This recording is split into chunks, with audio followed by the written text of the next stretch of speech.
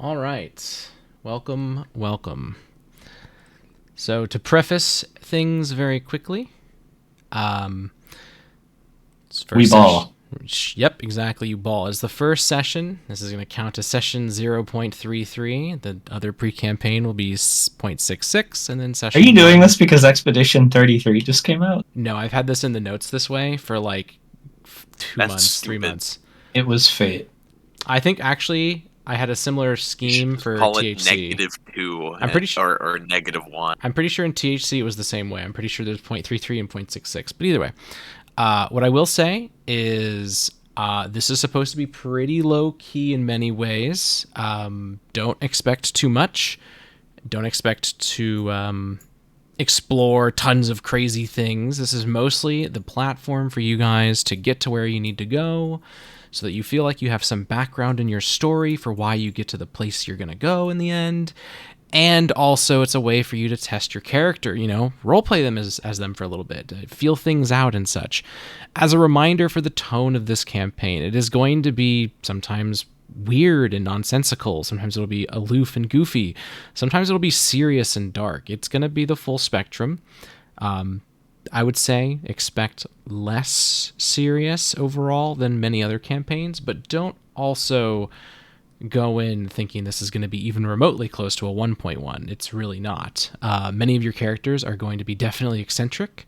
I'm hoping you guys can regulate yourselves and not let that eccentricity bounce off of each other in like a feedback loop of silliness that robs you of the potential to realize that in a world where everything can be weird, that is normal, and people will act maybe normal in the face of that weirdness. And then, as well as what normal becomes, is something, well, weird. So, with that preface out of the way, I have a little bit of an intro planned for you guys. I would like it if you could take a moment now to, if you have a bunch of lights in your room, if possible, dim them or turn them off. Really set the mood for yourself. And They're on purple, red, and blue. Is that okay? I mean, The if only thing I if have in that's my your room mood is lights, 4 cans of Dr. Pepper. you know what? If that's how you want to set your mood and you're comfortable with that being your mood, I think that is okay. I think that is something that you Hold on. I'm going to make my lights rotate.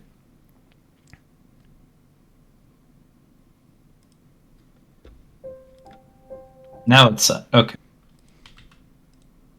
That's the exact opposite of what I wanted. Okay. We're good.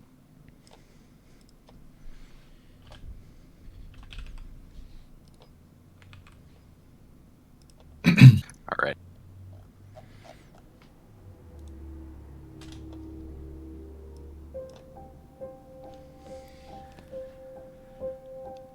A good hunt's a tango. It's just you, the universe, and whatever you're trying to squeeze out of it. When I finally got my chance, I let it simmer. I'd held and held until I'd ran that dance to its final step. I looked her right in the eye and I asked, "It ain't always been Fracturnia. To whose pleasure did I really have?" Without missing a beat, she said it plain. COSM. Truth to my name, I did not expect that. COSM. I walked these roads, sailed these seas, and flew these skies just to find out that the gods thought this was everything. A smile had poked through my cheeks. I was an inch from laughing. Nobody knows what COSM is. My laughs were robbed like a sudden starved flame. I was frozen. Our dance was over, but I itched for one more set. Shucks, I'd have settled for a place in the crowd. A good hunt's a tango. I never hunted again. Dallas Dingo.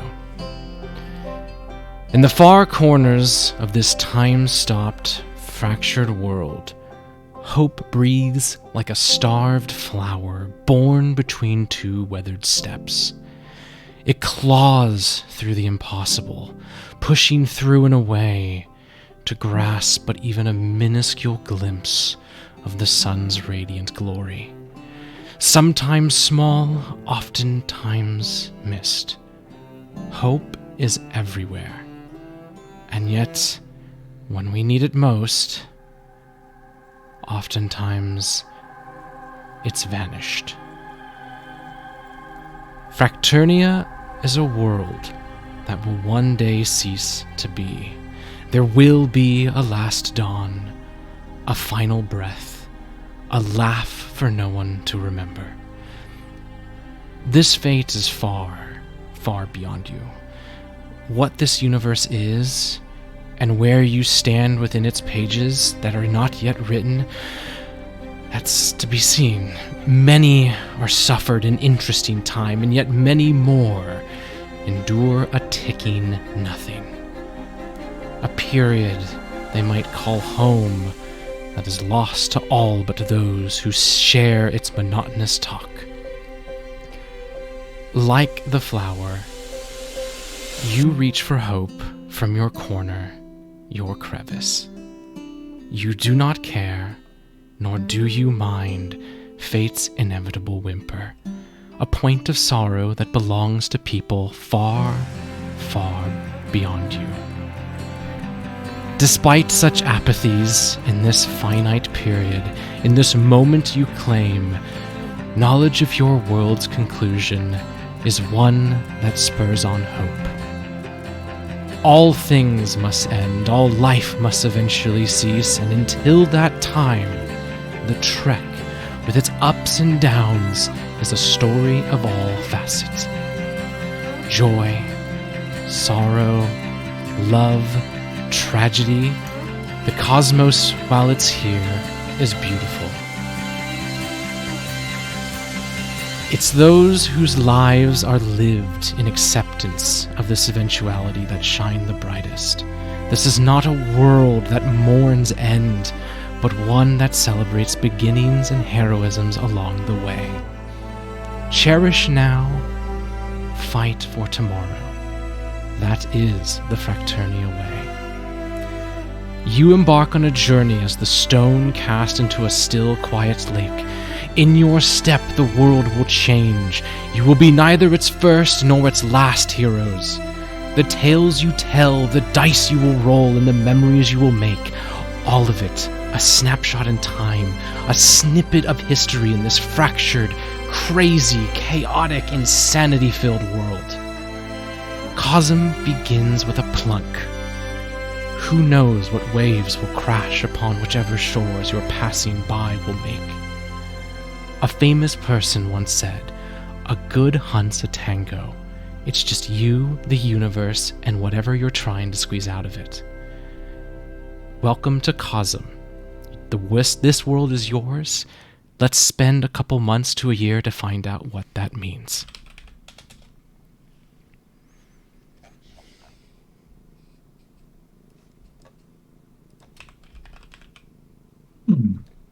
Cool.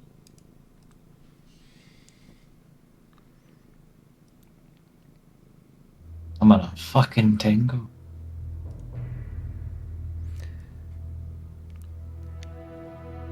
There are many quests in this world. There are many journeys taken. There is seriously books upon books filled with the epic tales of all sorts of heroisms, battles and wars, everything from the small to the big. Pretty much everybody in this world aspires for something great, and upon your travels in this world, you have found some quest. Some door has been knocked of which you were asked to answer. We begin this campaign with your characters having already spent some time traveling. This is not chapter 1 of your story. In fact, many chapters have passed. This is not truly a campaign where you have begun some vestige of a journey early on. No, we are jumping into the middle of a story. You have already waded through many of the hardships of this world. You have cooked your own beginnings, your own middles, and now really you're just wondering what ends you will find. To cement your place in history, you have been summoned to the Ember First, to the mysterious Dragon Sea, the Isle of Dragons, a place that some of you may have heard of, some of you may not, but upon your investigations discovered there are legends in this world, places that are truly beyond reach, places that those who venture and find are destined for greatness.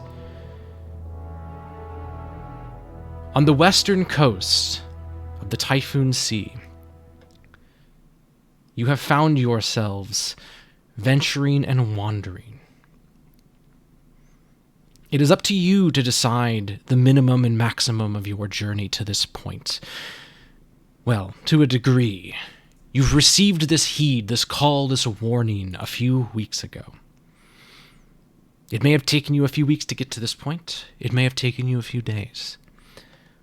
What you do know is that there is somebody here, at some sort of ruin, that will offer you passage, or at least insight as to where to go to reach the Dragon Sea. Upon this road you walked, you eventually stumbled upon a small kingdom, nothing particularly great. It was the kingdom of Mafetal. Its people, for the most part, uninteresting. They let you know that the ruined shrine of the Mirage Light, north of their kingdom, is only a few miles away. Fate sometimes asks, or maybe even begets the adventurer to walk in one at a time, but this is not a tale of mere who goes through the door first. In fact, no. Sometimes the weaves of fate tangle into a knot right away. As you are both heading north, you stumble upon the other. Your destination's the same. If both of you would please describe your character, as the night is deep, the sound in the air damp, at most a low rolling breeze. Okay. I walk out. I am this gal with a long black skirt, a big fluffy sweater, long white hair that has various curls in many places, pretty tan skin, yellow eyes, goat eyes even, and big horns. And she just waves at you.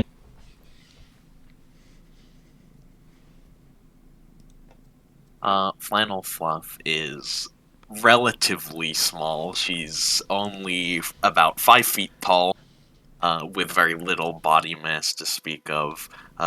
She's got light brown hair, and its tips are seemingly covered in something, making them slightly lighter than the rest of her hair, potentially even to the point of being called gray-ish. And she has behind her a very short, stubby, flat tail. He's got very weird attire in relativity to the rest of the setting, with like a bright orange jacket that's laden with a bunch of utensils that supposedly make it more adjustable, as well as a black shirt and a black shirt and a black skirt. And other than that, he has a white helmet with some sort of reflective lights on top of it. And as you wave at her, she springs up and she just tilts her head at you, looking slightly confused. What, can you not speak? Oh, you're a you tiny can. tail as well. But it's more like a micro tail. I have a tail. He looks behind. Probably. I can't see it.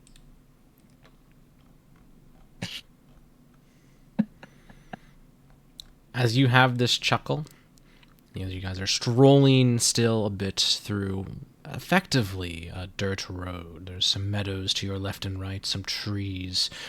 A bird flies through some trees and lets out a bit of a caw.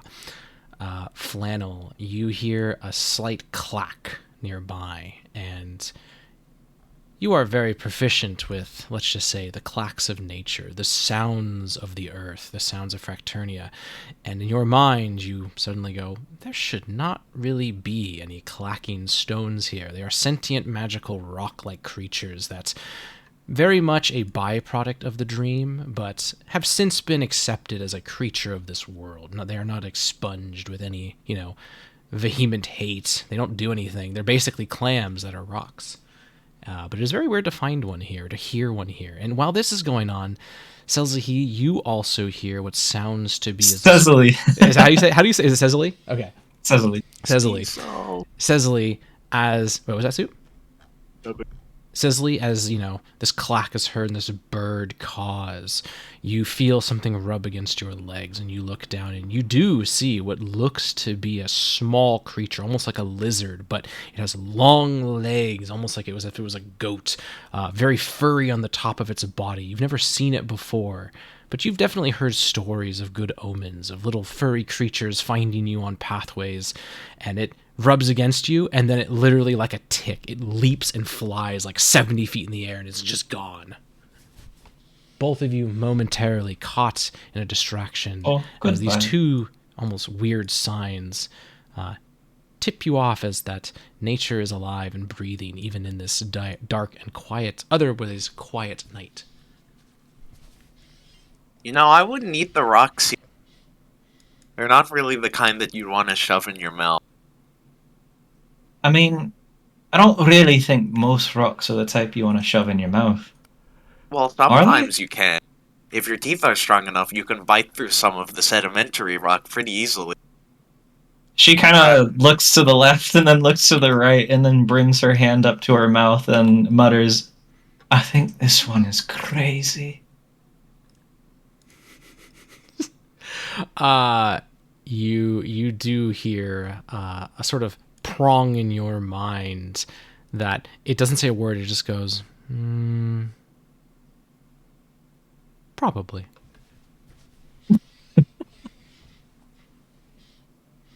She just I feel fucking like there's giggles. a conversation I'm being left out on. She referring is- to the rocks and the lizard. She's trying not to laugh. Maybe?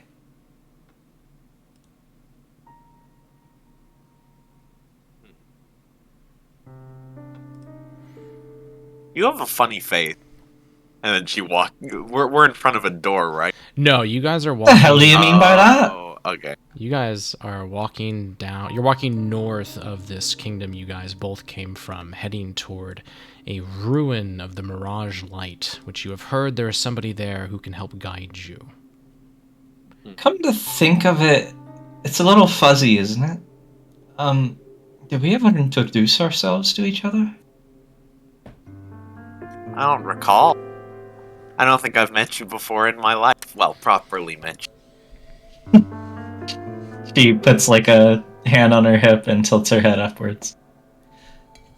The name is Queen Cecily Arkansir. Pleasure to meet you. One second. Damn it. Well, hello, Miss Queen Cecily Arkansir. I will However you forgive said this it. transgression. Go on. Then the name to you shall be Queen Flannel Fluff the Mole. Flannel Fluff the Mole. You can call me Flan. Ah, Queen Flan. How cute. You don't need the queen part, that's excess. Okay, Flan. That's even All of cuter. my subjects don't refer to me as queen. But, I mean, if you're gonna be a Flan, don't you want to be the queen of them? No, I want to be friend. Fair enough. It's weird if you call yourself queen. It's not like you go up to any of your buddies and you're like, hello, friend Selazi. That'd be weird. You just say the name. I guess no one in my kingdom really calls me queen, but sure. Oh god, I'm slipping in an L voice. How's the urge? Hey man, that's what pre-campaigns are for. Iron out those kinks. The Irish are coming. As you finish that one comment back and forth, The sound of almost sounds like running water begins to be heard coming up ahead, and as the darkness kind of wades between some trees a bit, you start to see a slight glow in the distance.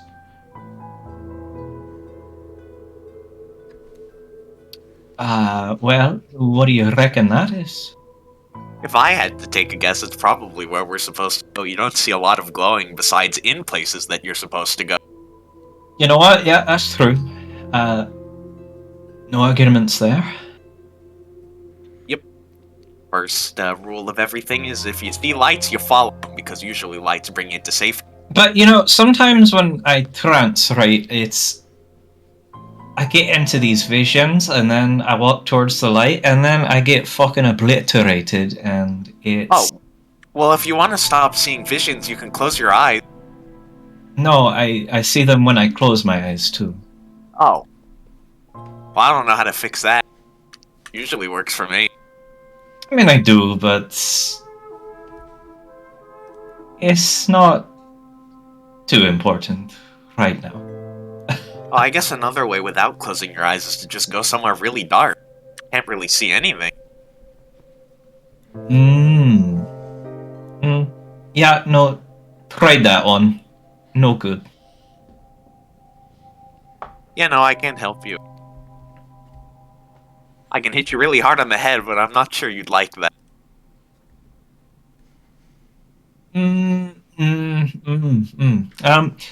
You know, if there's a day where I'm not having a good one, maybe you could go for it, but not today. Not today at all.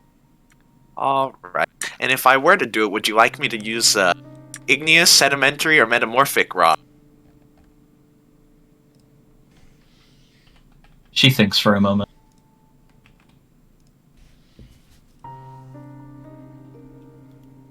I reckon I'd have to consult Farian on that one, so I'll give it some thought.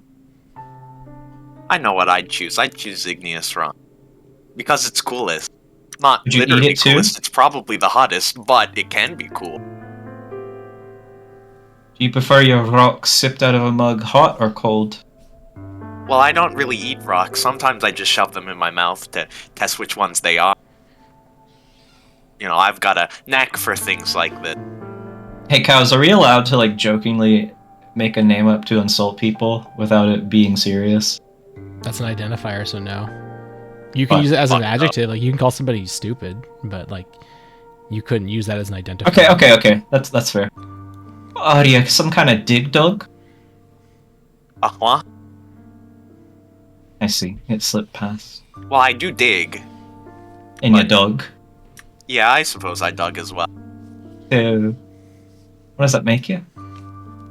A mole? Fuck. As you say fuck, the sound of the water, again, it's very faint, but now you see the source of it. There is some sort of low river that kind of carves through this upcoming land.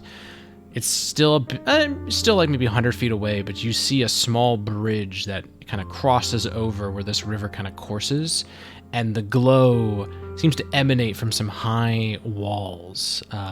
Some sort of structure is here, but you can tell by looking on the outset, even though it's so dark and the glow only illuminates so much, it's quite dilapidated. It's not like literally in complete ruin, but like it is very much in disrepair. There's patches and holes, parts that are clearly very, very aged.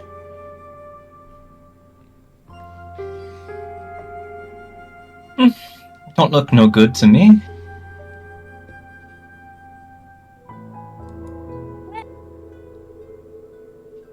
I've seen worse. I can build something like this. It would take a bit. Oh, pretty nifty, aren't you?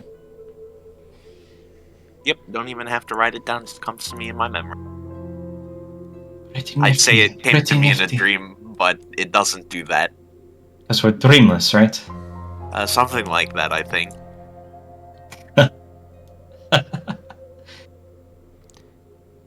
Maybe I just never get sleepy. If only that were the case. You suddenly begin to hear murmurs, chit-chats. No hushed voices. It's just they're far enough away where you can't make out what they're saying. I'm going to move you guys to a map.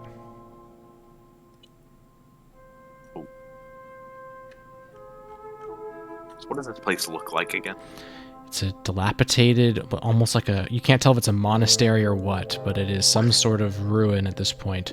Oh, so you'd refer to it as a ruin? Well, I'd say My ladies character first, but has a feature where they can correctly ascertain a ruin's original purpose and determine its builders. Is that like a as in the mechanical race. thing? It is my background feature. This is very much a monastery. Though you'd probably reckon that this monastery is probably not in use anymore. Mhm. Yes, for ruins or dungeons, my character already knows what they were originally intended for. Very based. well, one lady first, I guess. And you, when you see her back, you see that there's a sword strapped to it. It looks kind of like it's in a sheath, but shattered in half, covered in. Oh, we're talking swords now? Yeah, Flannel Yeah. Fluff has a gigantic piece of rock attached to her back. Yeah, that's noticeable. For me, you've seen it, but I'd describe it as various colored gems everywhere. All over the fucking place. As All you over the place, everywhere. as you approach, Okay.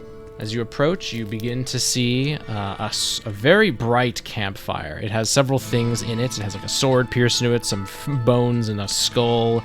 The fire itself, there's a radiant glow to it, unlike anything you've ever seen. It's not like... It's no enchantment spell or anything, but it is definitely something you would gander at, and it makes you wonder, what is that? There are 5 people sitting around. I will post their art. Honestly, I'll just show it in the campaign. That'll probably be the easiest. Is this the button? Hold up. There we go. So the first, I'll start at the top here. We have this gentleman. He is sitting down. His legs very relaxed. His posture seems as if he's been here a while. You get the impression that he's made himself cozy. He's very tall. He's very large, imposing for sure. And he is Is he taller than Sigurd? He is not taller than Sigurd, actually. And he is staring Okay. directly into the fire. Isometric.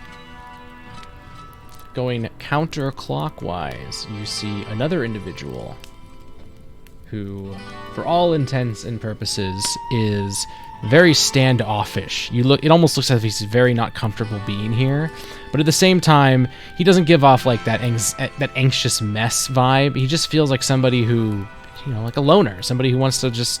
This is a pretty cramped for a little campfire, right? A little bonfire. Other than that, he's dressed in this blue and black leathers. He's got these large horns and large ears.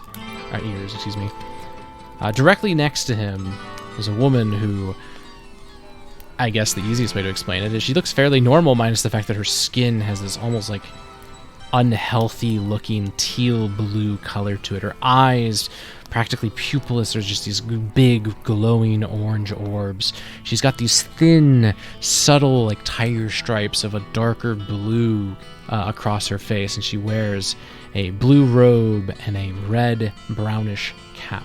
More like honestly like a witch's hat, but not. It lacks that pointiness and pizzazz that makes you go, ah, witch. It's more just vaguely in the shape. Continuing, you see a woman who very boyish. They lack that femininity that really screams that they're a woman. You might have to move on the map to see them. Yeah. They are dressed in a very typical wizard, witch's outfit, basically. They look like a scholar from Gathira. Other than that, they have a bag next to them with several tomes. They just emanate like cold, to the point nerdiness. And then lastly, the person right next to that individual, she does not lack that femininity. You can tell instantly she is a woman. She has a very it's hard to make out her figure from all angles because she's wearing this like almost like this draping cloak that obscures reality. It feels like it has these glowing, moving waves of black, purple, and gray and blue. And besides that, she has these 4 rings that kind of circle around her, and you can see what look to be depictions of like the night sky, as if these are like maybe telescopes or portals that let you see elsewhere. She has a mask that currently is not on her face, but it is laying beside her. Of these 5, none of them are particularly doing much, but you are seeing some chit-chat between the 2 pairs of 2. The man sitting at the top by himself, he's just staring adamantly at the fire. As you all begin to appear, they do all notice you guys. Hello, jolly old crew. Lionel We have Fluff is here, gonna go I'm sit sure. close to the fire. Cecily, real quick, Cecily.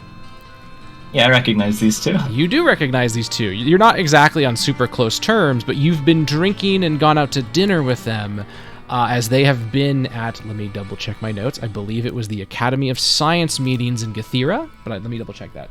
They were at Gathira. I don't know if you specified that for me, but I mean, I'll double check in a second. I don't think you were there, but they would have told you that they were in Gathira for meetings involving the Academy of Science. Maybe you were also there. I forget off the top of my head. But yeah, you've bumped into them and you've had drinks and you've had dinner with them. Very, very casual. You know, just like the sense like in this world, people are usually pretty friendly. yeah. You know, when you meet a traveler, if you kick it off in any capacity, chances are you'll at least spend a day with them and maybe you'll remember them closely. They do recognize you. Fata, how you 2 doing? Mala gives you a nod, doesn't say anything, and just smiles. Fata will go, curious sights. I see that you've also got the call, huh? Oh, you too? Mala will answer for her and just say, we're convening with the rest of our party. They've already supposedly got to the sea. Well, we've got the directive already. And she looks over at this other individual, the man up here. We're merely waiting for the escort. I'm presuming you're in need of assistance. I was just going to ask, mind if I gather on along?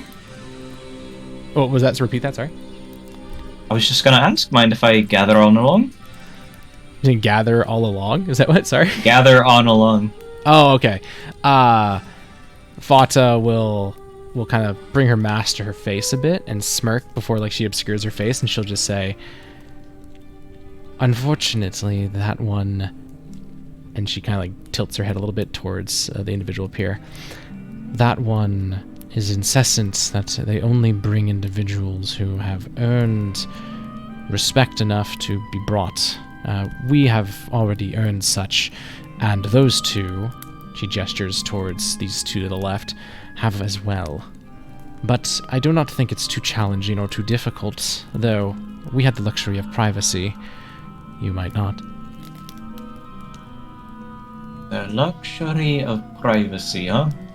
While this is going on, Flannel, as you get close to this fire, give me a 1d100 roll. Oh boy. 69 incoming. That's a 41. 41.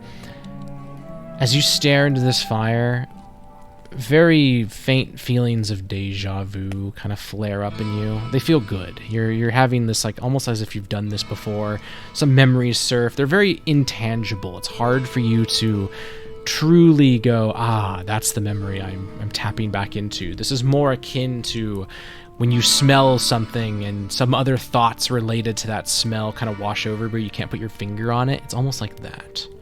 And while this is going on, it's not that your character is incapable of controlling their face, but it's very clear that you are invested to a degree in this fire. And the woman across from you over here is going to kind of take a step forward. She doesn't crouch down next to the fire, but she stands here with her arms crossed, and while looking down at you, she goes, "The fire brings you many things to think about, doesn't it?" Mm-hmm. And right now I'm thinking about how I feel like a stalagmite in the cavern of stalactite. Who are you? Ah, I am Seja Vosk. I am, let's just say, simply a traveler. I am... And she kind of looks over, like, at Cecily as they're having that conversation at the same time. She'll just go, I am also dreamless. And my friend here is also one as well. Wow. Me too. I don't do the whole dream thing. I don't really do the whole sleeping thing. It's very strange. Have you ever slept? I don't think so, but I'm asking anyway.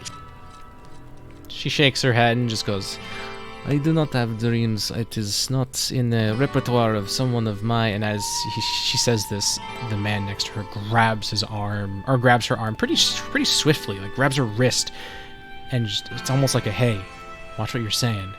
And she stops and looks down at him and goes, it is understandable, but we do not need to be anxious near them. I think they are friends. And she sits back down, and the man, he gives you a glare a bit. Not intimidating, and not necessarily out of hate or anything, but it's almost like, hey, there's a bit of severity here. Maybe we shouldn't be so casual about this. But, basically as that... Have you ever go ahead. wanted to dream? Because I ask my friends about it and they tell me a bunch of weird stuff, and I think, how could that happen? That doesn't make any sense. The man next to you has been silent the whole time, staring at the fire. He does not look towards you, but he will speak, and he will be very blunt. There's not much worth remembering in your dreams, lass. Well, I can't remember them if they're not there. It's a blessing that you don't have them. Maybe. Him talking, by the way, definitely gets the attention of these four. You're not entirely sure why, but, you know, Cecily, they stop. Oi, I was talking to you. What was that? He just says, oi, I was talking to you. I mean, they don't ignore you all of a sudden. It's more just that their attention's kind of snatched for a moment. Seja Vosk definitely stops as well, and the man kind of like coughs and goes, Lucius Nail, pleasure. Flannel flop, mole, pleasure. Mala is like Hi. watching your exchange back and forth, and will kind of say to you, Cecily, under her breath, is that one with you? Who did that? Who said that earlier? Mala. Mala says that. Mala. How did we meet up? You guys literally were just walking down the road and bumped into each other, and you're heading in the same direction. And that was like 10 minutes ago. She glances over at her and then looks back at them and then does a couple more exchange of glances and then goes,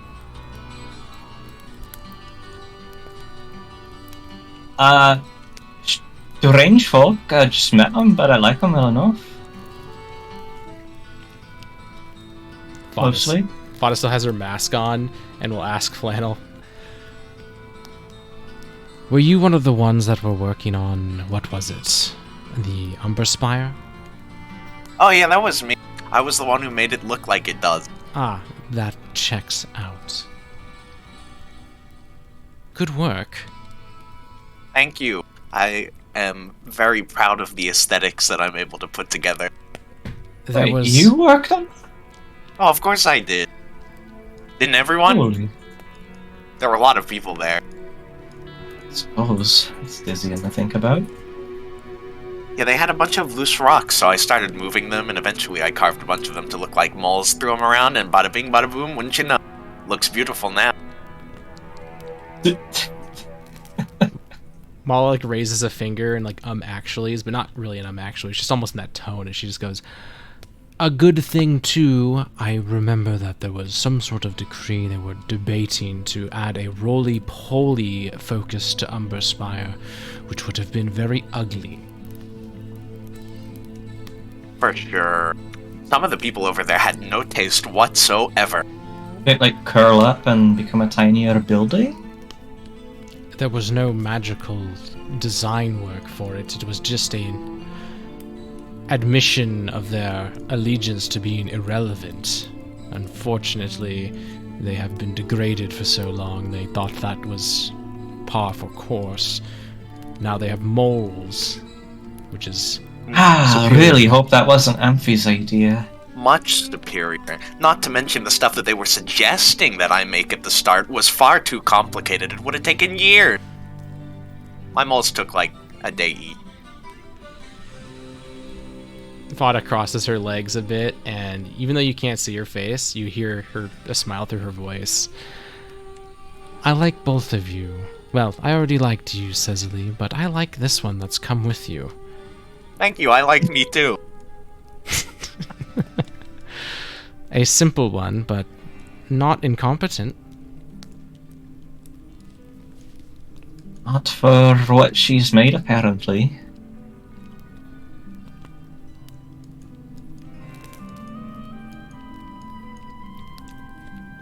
You hear Lucius cough again, and like nobody looks, and then he coughs again, like awkwardly loud, as if like, "Hey, I got something to say." And Seja Voss looks over at him, and then she just says loudly for everyone, "What?" And he goes, What? I think we might need to get that guy some medicine. "I've got some rations we can share." Oh, And he digs into his bag and he pulls out what look to be like 2 sausages. There's some sort of like wrapping around them, like not the whole thing, but like as if they were like almost like scrolls that were like placed, like little bandages. And he seems to touch them and the bandages burn away, and you don't know what that's about. But then he just starts to rip them up and starts to put them into like little, almost like little saucers that he has like a stack of. And he walks over to all of you guys and he hands them. And as he gets about here, he actually reaches up with one hand and he rips off like a large branch and he starts ripping the twigs off and handing them to you guys. And he just says, after giving everybody a twig and like a couple pieces of this sausage, "I don't have any marshmallows. It's depressing. This will have to do." And he'll get a little appreciate closer. it. Don't ask Flannel Fluff how she eats her marshmallows. Bet you eat them like a fucking cretin. When you did mention Amphi, by the way, they did not react. Okay. I thought they had, but maybe not. So what food are we eating with these twigs again? Was it sausages? I'm pretty sure you're supposed to pierce it on. Yeah, it's you literally got ripped like a Yeah, 2 by 2 inch piece of sausage, basically. Each of you got like 2 to 3 pieces. You watch as Flannel Fluff holds it like directly into the fire for a bit until it is sufficiently cooked. He goes to bite it, and she takes off a part of the twig as well. Stez just fucking watches you and blinks, and her sausages are cooking as she stares at you. I kept being told to eat my vegetables. I guess it counts. Fata like From Sorry. like Go ahead. the ground, the tree, right? Yeah? Yeah. Sure is. Certainly is. Mala and Fata like scooches closer to Mala. I wouldn't say you get any sense that like there's anything romantic going on, but there is a close intimacy, as if like these are really good friends. They're like pressed shoulder to shoulder. Mata's like whispering something in Mala's ear a few times. She like nods, and you watch as Mala takes both of their sticks and uses like the equivalent of like some kind of mage hand to bring it closer to the fire, so they don't actually have to sit any closer. Lucius I is raise- grinning at you, Flannel, as you eat the stick. I raise my hand to my mouth and I kind of whisper, Do you want to get any closer to the fire? Fada like looks at you and just goes, still mask on her face, "Oh no, it's fine." Oh, no, I was talking to this.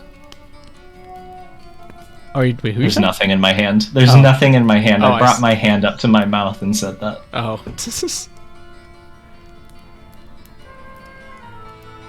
I don't know if I quite understand, but I'm imagining you're making a joke. There's nothing to eat yet, or you already ate it. No, the ring, cows. I'm saying it to the ring. Oh, you're saying to the ring. You gotta be more clear. I'm not used to you doing That's that. fair. That's fair.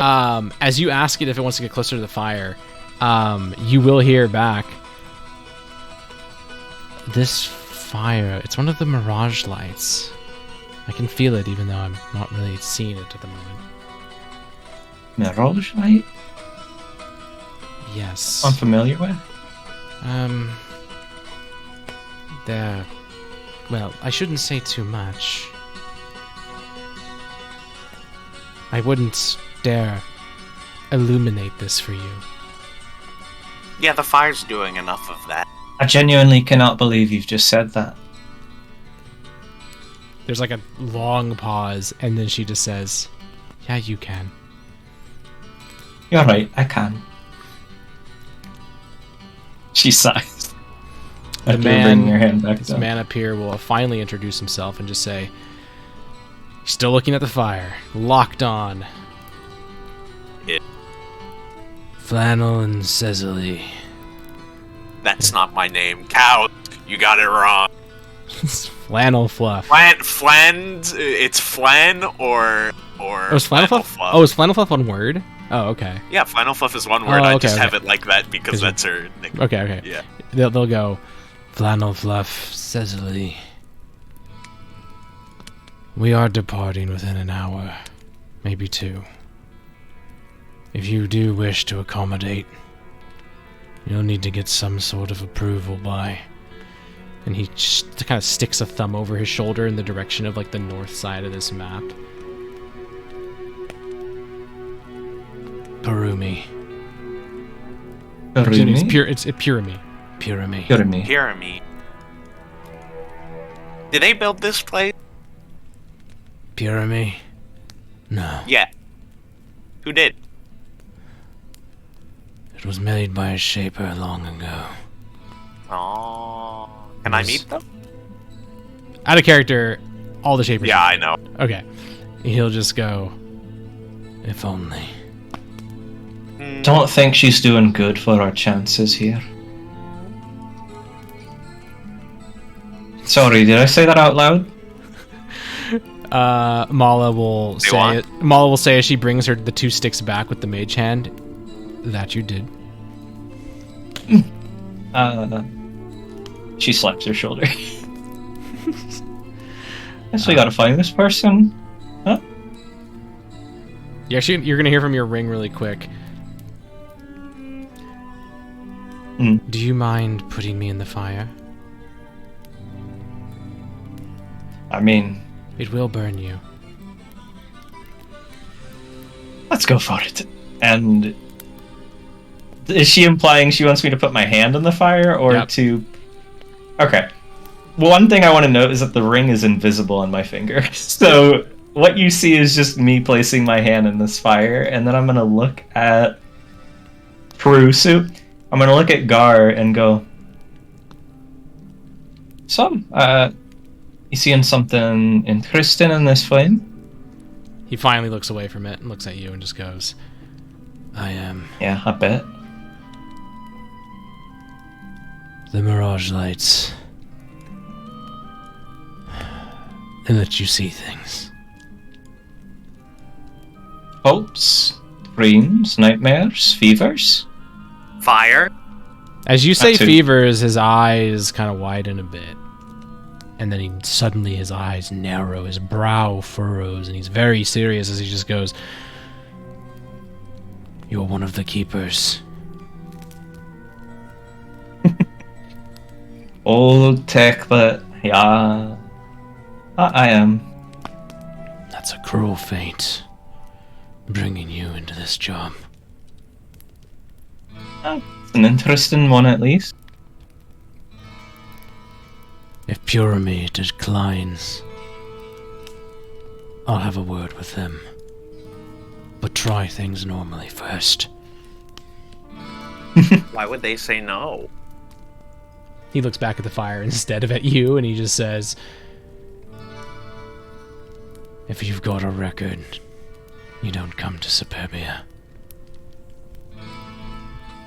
Well, my record is like 1,100 pounds. Thank you very much. As that is said, Mala and Fanta look at each other, and you hear out loud Mala just go, but it's like hushed, but like it's not like in a whisper. Mala will just go, "Are they gonna be fine?" And Fanta just goes, "Well, they can smuggle themselves." And that's with basic lifting. Imagine how much I could deadlift. Mala looks at you. They both look at you. Can you and kinda lift wave. me? They both look at you. Oh, and wave. easy. They both look at you and wave their hands like, no, we're not talking about you. But if you do, you'll have to keep my hand in my flame, in the flame. What? Both of you can roll perception, by the way. Flannel, Flannel has tremor sense. I don't know if that means anything. it does not for this. Oh, I thought you rolled a nat 20, but your dice are retarded. 20, 20, 20, 20, 20. I'm making 20. 15. 15's enough.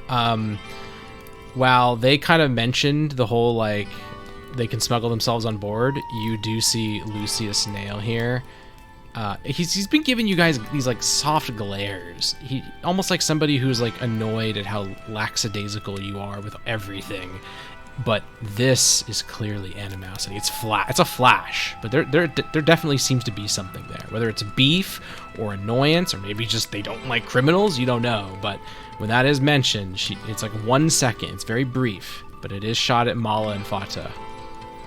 They don't seem to So notice. what kind of creature, rock, or thing is a smuggle? You hear Seja start to laugh. They were talking about the, how do you say, criminal that want to sneak into place. You call those a smuggle? Gar here will go, smugglers. They're right. Oh. They denote a person that gets places illegally, usually brought in with the help of others. Wouldn't that make me a smuggler then? My friends brought me here. It might. Which is why you need to speak to Puramy. Maybe bring that up in a way that makes more sense when you talk to him. Do you put your hand in the fire, by the way? Yeah, my hand's been in the fire. Oh, okay, no, because you're going to take 1d8 damage every round. How many rounds do you keep it in? Well, we can roll one at a time. So this will be... How long has it been since she said? Holy shit, you're going to take... 8 damage. You're taking 8 damage the first round and 8 damage the second round. You keep your hand. Okay. And as you've had your hand for like 10-ish seconds, you do hear back. That's all I needed. Don't hurt Flannel yourself. Fluff looks at your burned hand and points at it. Are you gonna eat that? No, I think I'm gonna let it heal, actually. Oh, okay. It's still functional, she says, curling the hand in and out, some flesh crisping off. As this is happening... But that's gonna hurt for a little while, so I'm just gonna wrap this. I was told that my fingers look like sausages, so there was a time where I tried to put them in the fire to see if they tasted any different. It didn't really work out, and it hurt a bit. as you are... Yeah, you take a chunk out of it. Let me see that little scar. There's like a teeth I fucking mark. know it's there. There's like a tooth mark on one of her thumbs. Yeah, I knew you did it.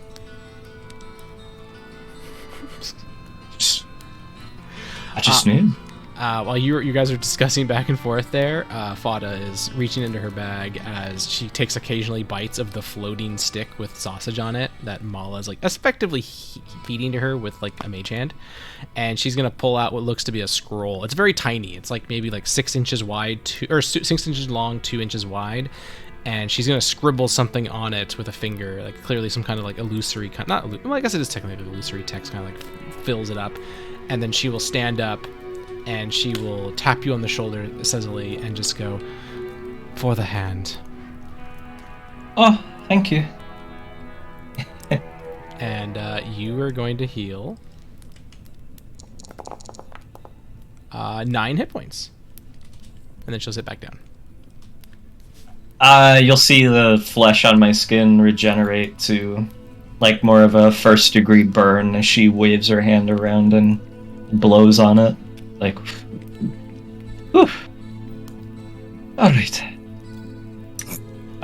If I owe you, just let me know. Oh, Perhaps a free vacation to my kingdom is in order. no favor necessary. We are friends, acquaintances at the least, friends at the most, and anything in between is worth being healed after such a, well, self-inflicted but still painful injury. Appreciated, and this one hasn't even told me what putting my hand in the fire was about, so... Mala elbows Fata, as she's clearly like, open up your mouth, you gotta keep eating, and then Fata moves her mask aside to take a bite and then puts her mask back in front of her. You know, I always wondered why they call it first, second, and third degree burns when it's like actually 600, 500 degrees. She stops waving her hand around for a moment and looks at you and is lost in thought for a moment as well. Mala will actually answer you, like, very, very encyclopedic, if you will, as she just goes, "That is due to an ancient shaper that was immune to all fire, but did suffer burns. They denoted that there were fires that were beyond the temperature of the actual plane. They denoted them as 0 degree, 1st degree, 2nd degree, and 3rd degree. There's even 4th degree, but they never suffered them. We merely copied What's his name? Was his name Kelvin? She, like, raises a single eyebrow and goes, "How did you know?" Oh, it's just a guess. We have to measure the temperature when we go down so that we don't die. We call it Kelvin. Because it sounds like Kevin, and that's funny. There is a witch to you that I did not... You have my apologies for a mild dismissal. She gives you a slight bow. I don't get dismissed until the end of work. She lifts herself back up and just goes, "It is an uneven distribution, I see." Cecily's face scrunches as she is genuinely, with her back turned to Flannel Fluff, trying not to laugh. She's You just hear- like, oh, You hear in your mind from your ring, "This is a precarious bunch, and precarious as well." what makes you say that? One has the aptitude of a gifted child, and another has the aptitude of a slow one. Gifted child.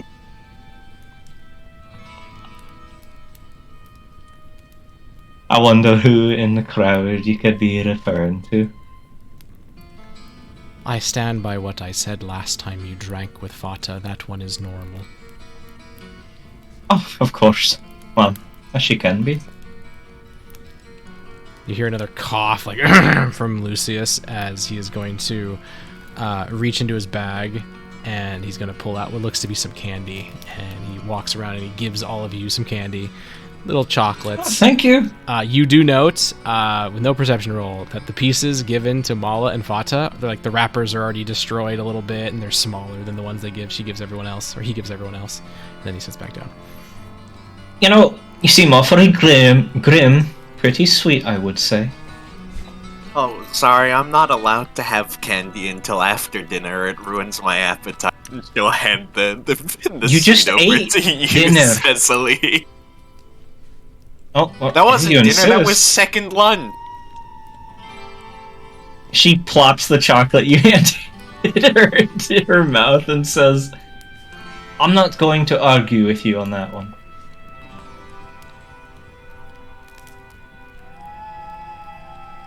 I feel like I've just committed a betrayal.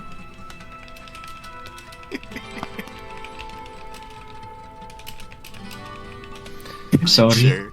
I shouldn't have done that. Oh, it's fine. Oh, okay. Seja Vosk is gonna ask you guys, you, Cicely, and Flannel Fluff.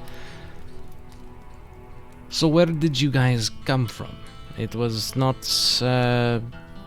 from here? How long have you traveled?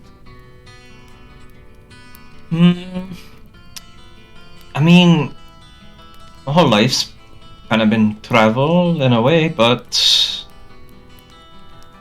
On the road, maybe the past, just a few months. Uh, I I guess I should say, refounded the Kingdom of Arsus. So that's where I'm from. You see her eyes go wide, her mouth opens a bit as if she's shocked, and she goes, "That was you. You were the one that I just found it. You just found it. Just found it. That's how it goes, isn't it? I want to say congratulations, but I don't know if that is appropriate. I wouldn't mind. Don't worry. Isn't that the place with the big mountain and the toilet bowl at the top? That's what I heard. Mount Drixie, I believe. Mountain. No, you can't dig there. Well, not just yet. That's what mountains are for. You know what, if I trust you enough, maybe I'll let you dig there, but not yet. Yeah, I feel like I'll have to dig elsewhere first. Yeah, maybe if you dig a tunnel underneath and come up from... Well, that's what I was planning on doing, but the distance was too far, and everyone was like, no, Flannel Fluff, you can't dig all the way from Molehill to here, Suburbia. It wouldn't make sense, and it'd take too long, and too many resources, and you'd get hungry and have to walk all the way back. So I flew on Molehill the 4th. Well, you know, I mean, if you wanted to do that someday, I wouldn't argue with you, but I guess also... You know, there might be a business deal to be made here. Sorry, I don't handle the business side of things. I'm not very good with money. Remember, there's no money in this setting. It's favor. They call it favor. Yeah. I'm not very good with favor. Usually I just do things for people and then I forget to ask them about compensation. You suddenly hear a loud clank. Like as something comes out of the well behind you over here.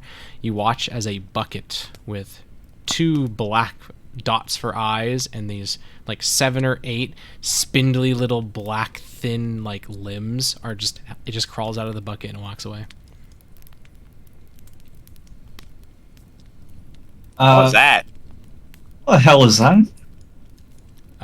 Gar will just go and he does not even seem phased. He just goes, "Oh, that was just a bucket diver. They dive into wells." Flannel Fluff is gonna look down the well. You see, like, well, actually, do you have dark vision? Oh yeah, she has dark vision and tremor sense. Oh right. How far is your tremor sense? 30 feet. Dark vision is 60 feet. There's more buckets down there. There are a lot of buckets down. Why don't they just keep using the same one? Yeah, they just keep replacing it? It seems a bit wasteful. Buckets are very important for moving water out of places of high, you know. Mala moisture. pulls out her. She speaks the truth. Mala pulls out her mental encyclopedia again.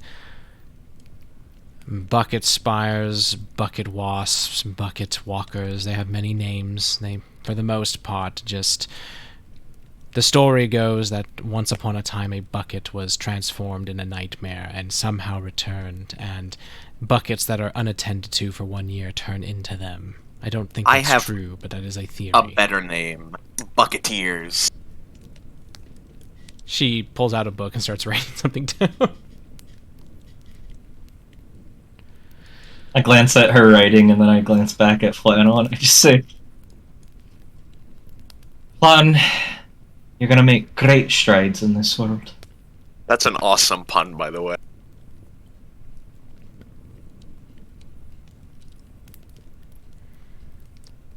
Gar will look away from the fire for the second time and look at both of you and just go, I think it's pertinent that you go speak with Purame. I'm glad you re-mentioned his name. The gate right there. She nods and back in this direction. You'll find your way in. Oh, mind if I ask what kind of personality does this man have? Man is a strong word. I don't know what Purame is. What kind of personality does this thing have? whimsical, honest, but vague. Well, we have a drill to pierce the heavens right here. No problem. No need for vagueness around these parts. Their day job, if you will, is archaeologist, but you may know of them as the sentenceless. And both of you can roll history. Oh, Final Fluff is really good at this. I am really shit at this. Cecily, you've heard of the sentenceless just as an individual that's important in this world, but you don't know anything about them. And I've Flannel, only heard of them once, but you've not never much heard of them. else. That's understandable. Now go. They might keep you upheld for a while, and we're departing when we depart. Yeah, fair enough. I'm sure it'll get along. See you in a bit. Knock first. Final Mala Fluff closes the door. will shout out as you guys leaves. Good luck. Return when you can. Thank you. Flannel Fluff knocks on the door. I knock on your hand. And then I stick my tongue out at you. There is no. He sticks her tongue out at you. There is no reply. I think we gotta open it anyway. So Alright, fine. According to the 105th law of Molehill, I am now legally obligated to open this door as a result of no greeting. what are you, I some shall kind of not be law getting my- enforcement? I'm a lot of things. You know, as the queen, you kind of have to do everything a little bit. I don't. As you. I do a lot, not everything. You have to know a little bit about a lot. I know a little bit about it. A little bit. What did you just say? Don't worry about it. As you make your way forward, not as dilapidated as the walls, but this garden definitely is a little bit like running wild a bit. The grass where it does exist is very thick and overrun. There's just a scattering of like weeds and flowers. There's a single tree you can see that kind of spindles up. You saw it when you were at the campfire. It was just poking up overhead. Other than that, there is like clearly like a very thick woven wooden mesh that almost feels like it has the ability to let air in and out, but you can't see. But there is a bit of a gate right here that leads forward. Other than that, you do see to your far left a cliff face, and to your right you see what looks to be a door that is, you don't know if it's open or not, but you also see another door over here, and you can visibly see that there are locks and chains on it. I think it's a bit more appropriate to knock on these doors, perhaps? Well, no, because they're locked, and if they're locked, that means people don't want you to get in, and you gotta respect their privacy. I'm gonna cry with you around. What? It's true. If you You put a can lock on a knock- door or a sandwich, then you're not supposed to have it. Did you just say a door sandwich? No, a door or a sandwich. Oh. I mean, wouldn't you rather put like a hinge on your sandwich instead? Well, I've tried that before, but biting into it was very uncomfortable. Yeah, I fucking bet. And she fucking walks up to this door and knocks on it. Walking up to the door, actually, is there any movement coming from the other side? Nope. Gotcha. The knower. Actually, you said there was. You were wondering about movement. You have tremor sense. That is correct. There is movement, but it feels you'd reckon it's water. Gotcha.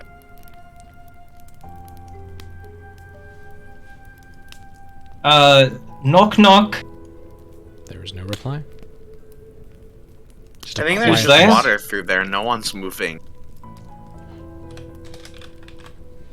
I'm gonna gently touch this doorknob and pray it does not zap or burn me. As you open it, you can hear the Oh, I was sound. right. You can hear like the sound of like water running and falling. It doesn't fall very far. It's like 4 or 5 feet. There's clearly water, and at the very end here, there seems to be like a little hole you could crawl through, but you'd probably get wet in the process.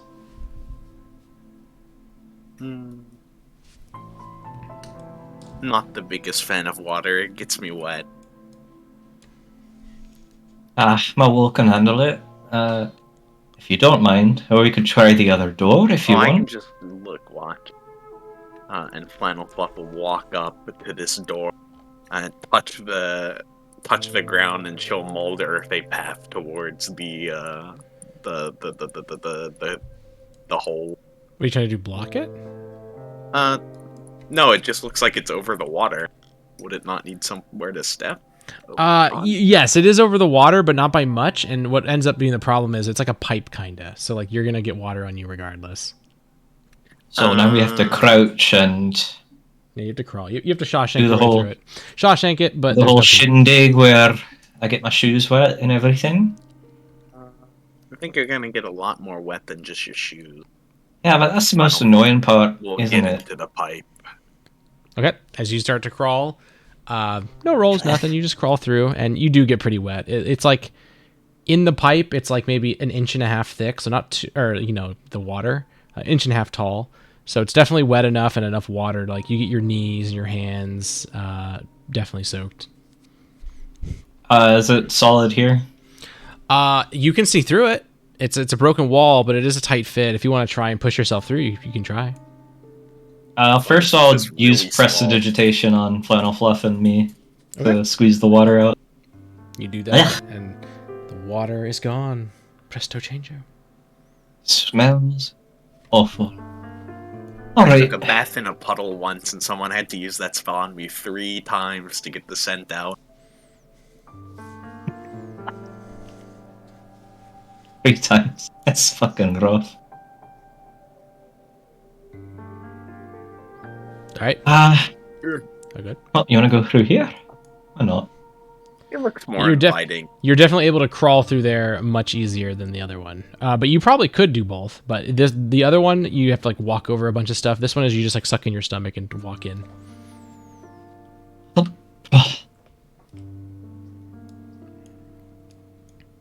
Maybe they should have given us a more specific direction. I don't know. As you make your way into this room, it's caked in dust and dirt, and there's like an envelope that is addressed to Mafaltal, the one kingdom you were just at south of here.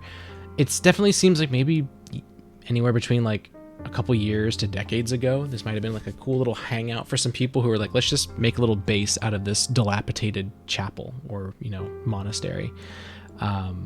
So it is a What was the place original purpose of this room? of this room. I would say it probably was just storage. You wouldn't know just because all of the stuff is gone. I know you have the ability, but your ability is more just Yeah, using yeah, that's context clues. And it's for all intents and purposes, it was probably completely empty, and then they just stuck a rug, some tables, chairs, and couches inside. He's also able to ascertain the exact value of objects over 100 years old. Question There's mark. nothing Anyway, in here yeah. that's worth anything. I know. She'll open the next door, assuming it opens. Yep, it opens, and when you get inside, you see what looks to be more of, again, some kind of base. All the changes, minus this one sewer grate door, seems to be modern, right? Like in the past few years or decades. You see a toilet that's cracked and broken. You see a mirror that's cracked. You see you see like a teapot that's like also cracked, some plates that are cracked. Everything seems to be largely partially broken or like just so old and untouched for years that you wouldn't see any value in it. There's a briefcase on the ground that is open, and you can kind of like easily like kick it open a little bit more to see inside, and it's completely empty. What's that? Flannel Fluff picks up a rock and holds it to her ear, and she nods several Roll 1d100. times and just goes,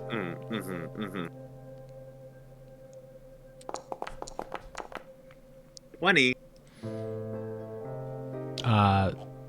Nothing out of the normal happens. The stones are telling me that we're not going the right way. Were you gonna say Ash? Is that what they're telling you? Yeah. I was gonna ask, can I just like prestidigitate a shit ton of dust off the walls and floor and like everything and just pack it? It would probably take you a few minutes of casting it over and over, but yeah, you could. Well, I mean, she was examining stuff, so... Flannel Fluff is completely immune to dust and the like. You know, I'm just gonna, like, get a lot of dust and store it. And that'll be what Bucket I do. dust. I collect some here. This will be fun. Is there a card game on this table? As you poke through, yeah, you do see an ancient card game. What looks to be like not actual currency. Like this isn't like representations of favor so much as it's literally like what do they call them? Like little like chips. You know, like they're using to bet probably either nothing or representing something. Again, similar to the other rooms. All the stuff in here definitely is outdated, or not outdated. It is not nearly as old as the monastery itself. The more you explore, the more you piece together that this place was probably abandoned centuries ago. But since then, maybe lots of people have come and gone every couple decades and said, hey, let's set up shop here. Is it standard card? Yes, it is a 52 card deck. Flannel You don't Fluff have is every going card, though. to- You probably have like okay. a third of the cards here. Flannel Fluff is going to look and see if there is a Queen of Spades. I don't know if I'd touch that. Those things know. are sometimes awfully dangerous, you know. There is a Queen of Spades. It is tattered. It has a hole in it where somebody probably burnt a cigarette or a cigar. But other than that, it is mostly fine. Well, whenever I see cards like this, I like to look for a specific one because it reminds me of me. You know, Queen of Spades, and she'll hold up the burnt card. You know, spade is another word for shovel. And I'm a digger. And I'm the queen. She nods. I really ought to check out your kingdom sometime. Cows, you say this door is padlocked back here? Yes, that one is. So even from this side, you can't open it. Flannel Fluff, you reckon anything weird's gonna just, like, chase us out of here? Gonna have to cram through tight spaces, get wet again? I don't know. Sinking feeling. I only really have a sinking feeling when I'm falling.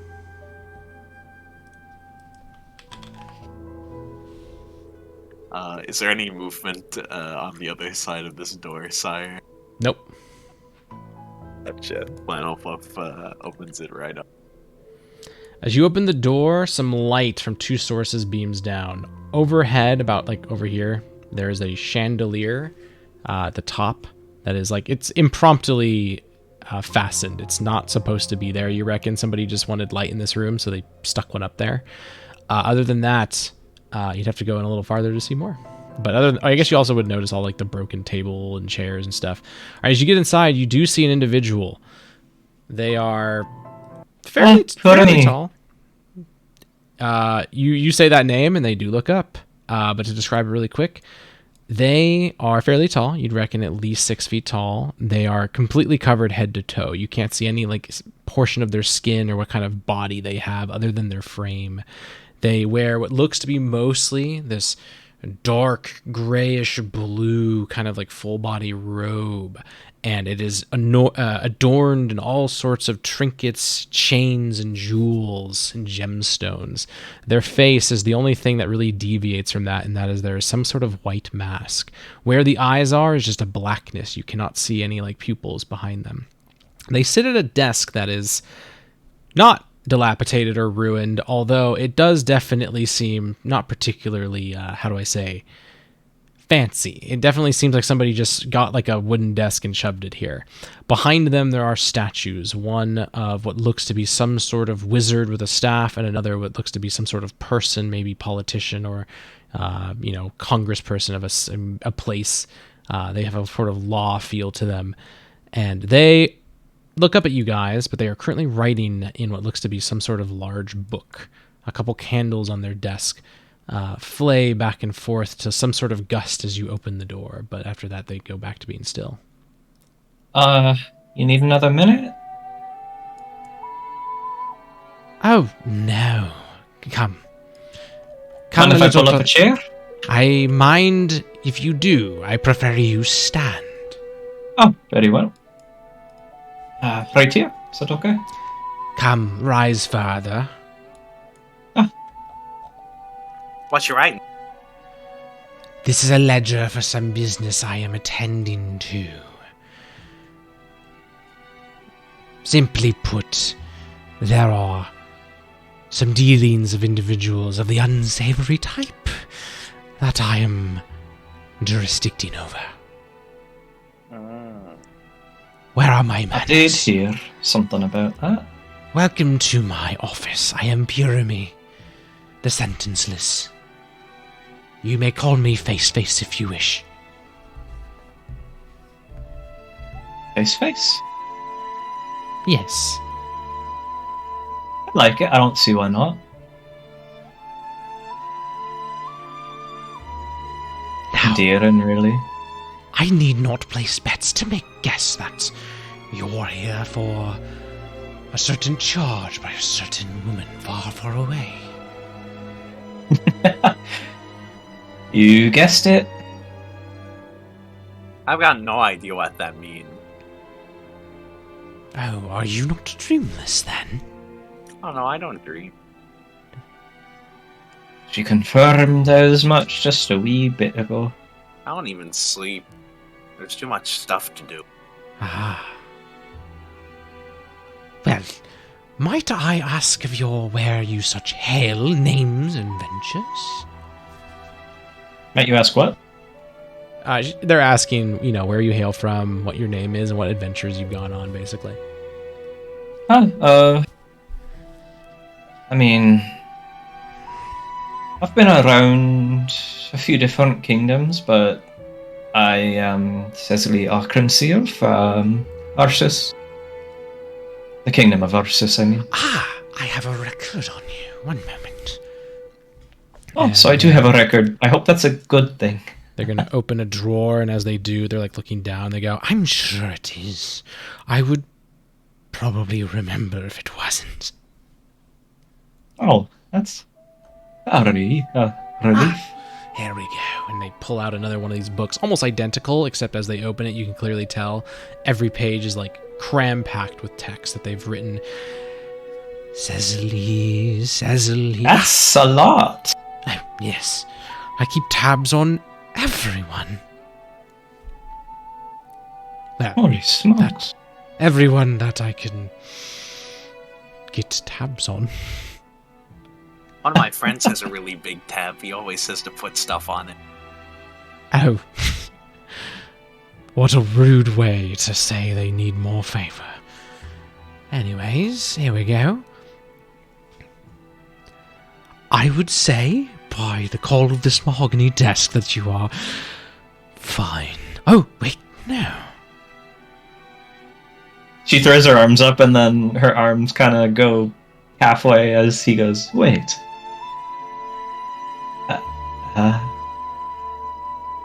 The one. She has this tentative smile on her face. The one that fell near your abode. Azariah. What? Were those English words?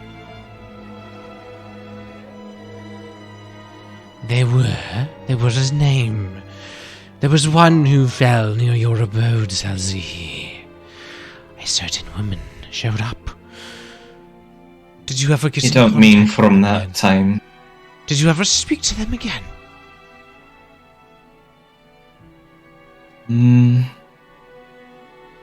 I visited from time to time, but they're awfully secretive, that one.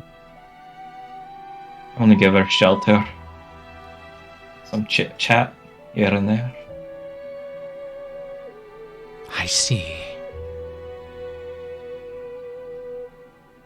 And they took... Needy people, needy days, huh? And they took the corpse from you. Corpse? Was that? Yes. Do you mean from the explosions that day? I believe that is what I mean.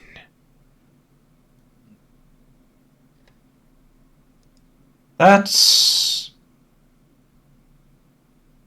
The one... hard to talk about for me. The one that rode. You speak not of them anymore, right? You said the one that roamed? The one that rode. Rode. Let me double check something. The one that rode, is he referring to the mystery woman? Yes. Oh, that's one. No, never seen him again in my Then life. you are fine. They cut you off, I should say. Then you are fine. She kind of like, it gets into this mini talk. I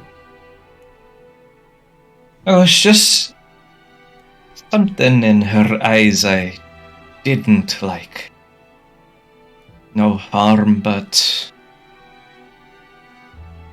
she was all too long, all too.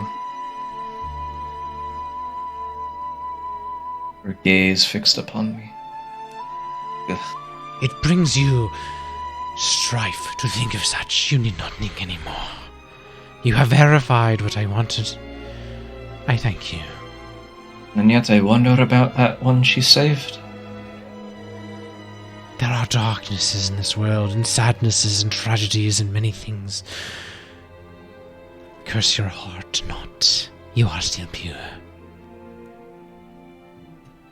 One could hope. And you... You know, we tried using explosions once, but it kept ruining the material we needed to use to build, so we stopped. And you, little one. Hi, Your name. What is it? Flannel Fluff the Mole. But my friends call me Flan. Acquaintance with the fourth? Or excuse me, they would say, acquaintance with Molehill the Fourth? Yeah, there you go. Abide by your own rules. Mm-hmm. Yeah. That's the one. Monsieur Molehill the Fourth. Ah. You are a victim of... I remember this, but I will check nonetheless. And they put the book that they got for you, Cecily, away, and they start getting for another one. And as they're fishing for this book, they'll go, how has the Molehill the Fourth been? Well, he's been good. We, ride around every now and then. He actually flew me out here. He got me a little lunchbox, but I ate all of it before I got here. I check from formality, but... your heart is so true to that. I need not verification, but I will do so as is fair. And they finally find this book and go, there, I found it. They pull it out, and they almost instantly flip to the right page and go, deeds of many and far in between. Interesting. Have you taken care of that little thing that walks? The one that found you? Or did you find it? You mean the dog? Yeah, What's the he's our dog? friend now. Well, she's our friend. It's a cute girl. Understood.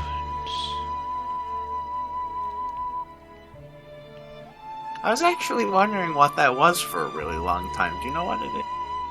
I am aware, but it is not my place to say. What I will say is Well, its original owner would be happy with this fact. We let it come around with us when we dig holes. We think it likes it, but she hasn't spoken to us again since the first time. Which is really sad. Perhaps someday. Let's see. And they continue to look a little bit closer, running their finger along it. You know what it eats? Eats? They get stopped and they go, I don't know if it eats. But I have not seen it.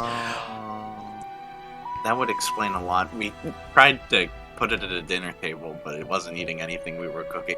One of my friends is a really good cook, so it was kind of disappointing, but what can you do? What did she cook it? Rocks? Well, that was one attempt, but that was a super early attempt, and I was the one who cooked those. They came out really well. Okay. Alright, I think most of this is sufficient. However, did you run into a fellow, blue and purple, winged and flailed? Perhaps? Yeah. Grim one that offers sausage? No, not that one. Would by that chance one. you'd have seen them since? And nope. As suspected, you are fine. They Yeah, he close ran the away book. before I could ask him how much he could live. They like lean down and put this book back. Now there's only one book on the table again. You've got my clearance.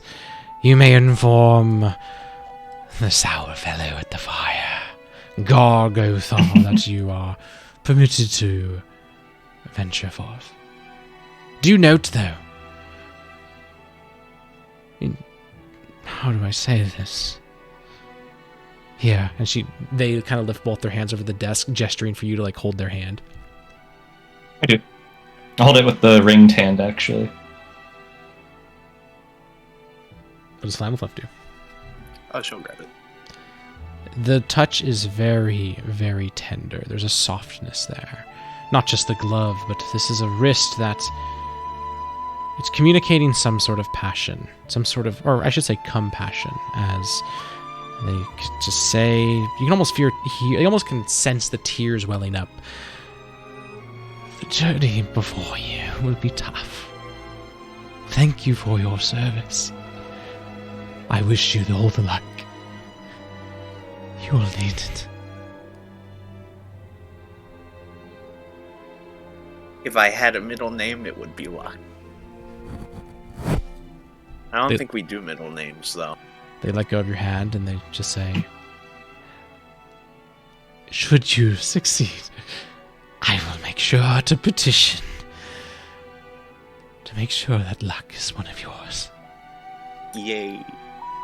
I will offer a bow and thank him.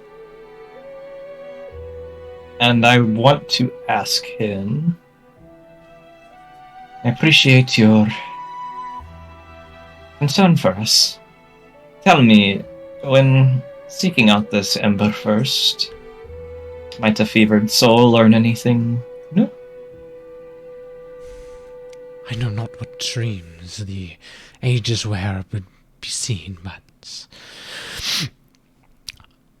the most I can tell you for free, given my precarious situation, is that the Isle of Dragons welcomes you. Well, that's good. I think I'll have a lot of friends there. You and me both, hopefully. I actually know Draconic. I can speak to them on their level. Took Well, a lot of time to learn. you'll have to teach me sometime then. I think you're right that you will find many friends, young one. That's just more people for the house. Yes.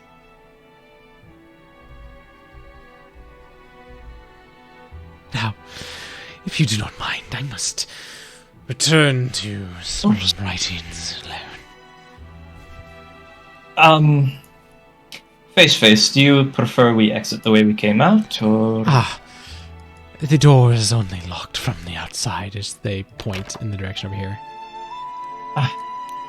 Appreciate it. Thank you, and I wish you luck in your continued work. Thank you. As well for you. Would you like any warmth to... They shake their head. We are fine. Very well. Thank you. Thank you. I will shut this door, passing on my way out. I will open this door, passing on our way out.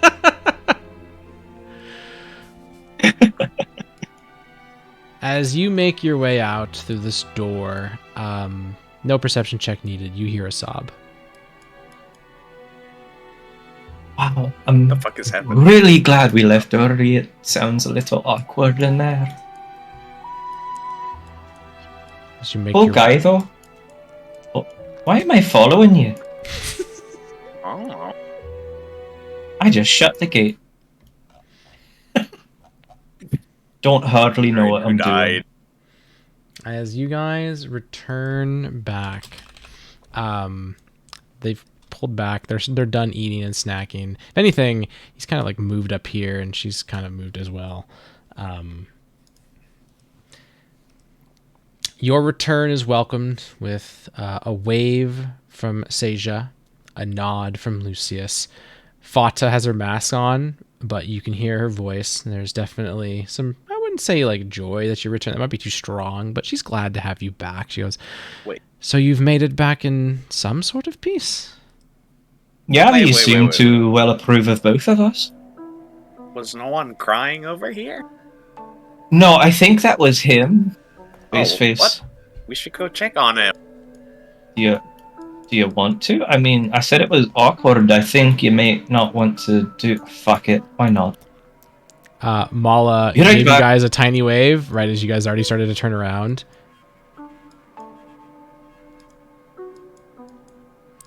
As you make Oh, your way right. back. It's locked. It's locked. Is it? Yep. What is? Well, that's never stopped me. Do you actually break the door? She will. Cecily covers her face with one hand and peeks out between her fingers. It's retard strength, you know. She's really strong. Yeah, you pull and the lock snaps and the door opens.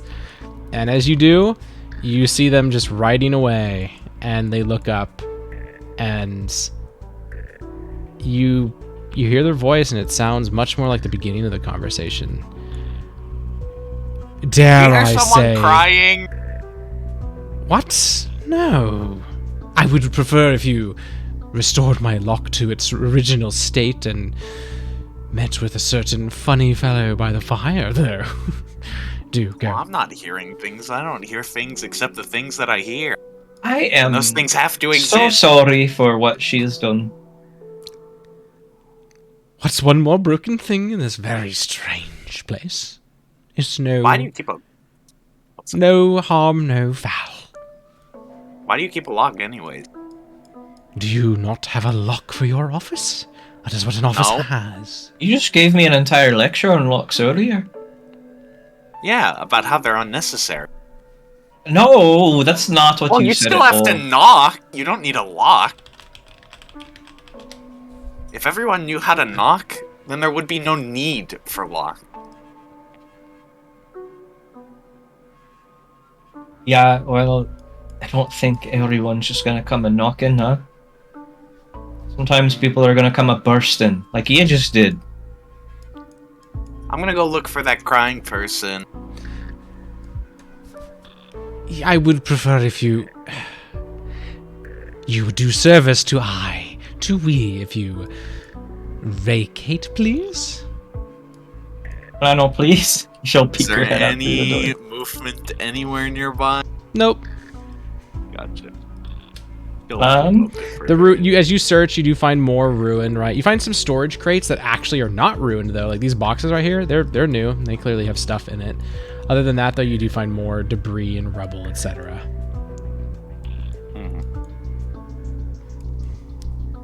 There's no one in there.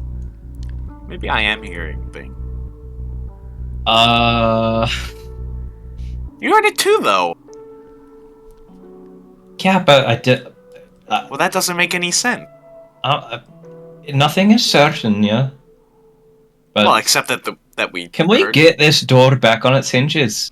Well, it's still on its hinges. I just broke the lock. The lock. She'll pick up the lock and finagle it together.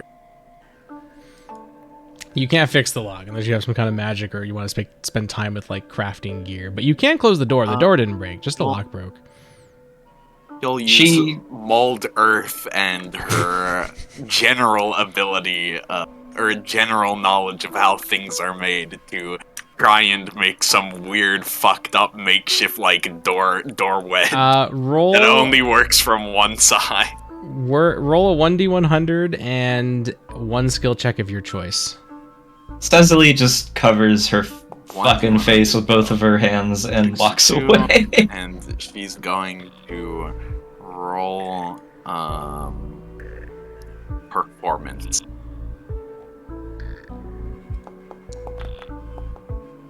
Damn, she's good. It is a one-time lock. The only way to open it is to break it, and it's more like, you know, like when you stick like a wooden like post to block a door from being open. It's like akin to that. There's no way to unlock this other than break it, but it is working. The lock does work now. It's just, you know, All right. once it's Well, open, if you hear anyone crying, just tell me. Bye. Okay. I'm just gonna ignore all that just happened and. Vershan, we are in for a trip. A trip is an understatement. You have found a very peculiar comrade or traveling partner. Oh yeah, speaking of, we're allowed on the trip, by the way. I got our ticket. We got our tickets, rather. Mala and Fata kind of like, you see like Fata kind of like she's leaning on the shoulder of Mala and kind of has her head tilted against it, and she looks at you. She's very cozy and just goes, and her mask is also off, to be clear, so you see her face. She just goes, well, it seems that if you can wrangle old Gar here to, you know, pass, you'll be able to join us. We could have a little travel. Seemed like he wanted me along. Oh, yeah. 6 is a good number. Mala like kind of like pets Fata's hair for a moment. 4, 5, 6. That's 7. Mala like pats Fata's head for a second, like kind of like petting her hair for a moment. Just goes, she was speaking of the 6 dreamless. Gar is not dreamless, but I too welcome your accompaniment. So please do conclude with Gar. Is he not coming with us? You can't just not include him because he can dream. Gar is like looking at the fire and just says, I have duties elsewhere. I'm merely getting you to the Dragon Sea. Sounds important. I tend to the Mirage Lights. Now, you know, Okay. Never mind. Take a seat on one of the steps. Oh, but Does this count as a nice step? close to the fire. Yeah, Flannel makes sense. Fluff is going to use mold earth to make the steps closer to the fire. It seems that seems sufficient. He doesn't seem to be bothered.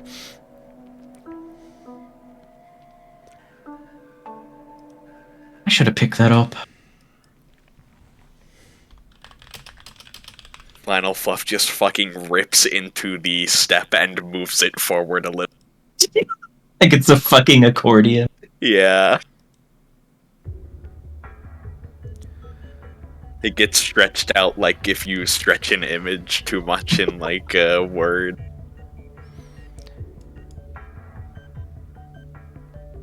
As Gar begins to speak again, you watch the other 4 are now watching you intently. Fata, with her head on Mala's shoulders, is like staring at you, almost unblinking. Mala, who oftentimes has either been like finagling with something or reading or writing, she has completely stopped. Seja, who's been mostly idle, she's like leaned in. And Lucius, who you almost get like a tsundere vibe, where he's just kind of like us playing a little grumpster. He is actually like the calmest he's been yet. He is just sitting there with his arms in his lap, watching you. As Gar kind of leans in as well a little bit, looking away from the fire. I'm gonna ask you some questions, and I want only the truth. The flame sees all, so don't bug around it, alright?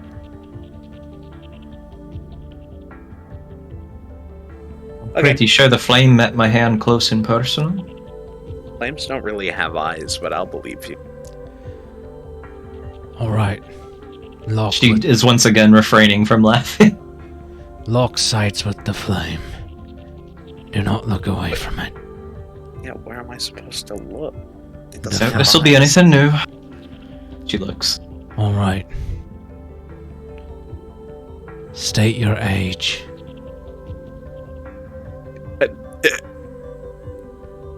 That's already a fucking tough question. 35. 7. Is that sufficient? Is Flannel Fluff telling the truth?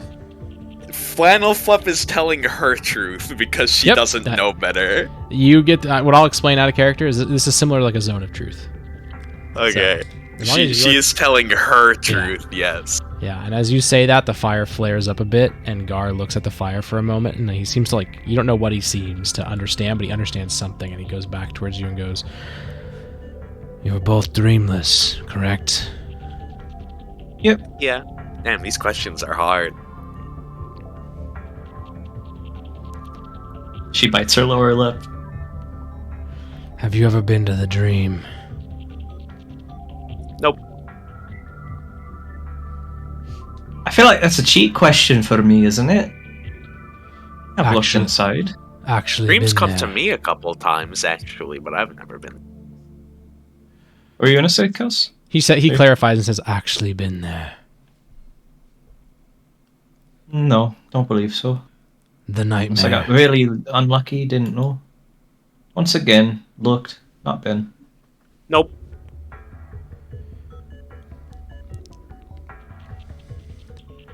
Do you have any prime tech? I have a cool cube and a cool rod and cool boots, but I don't think any of those are prime. They're prime in the cool way, not in the way that you want them to be cool.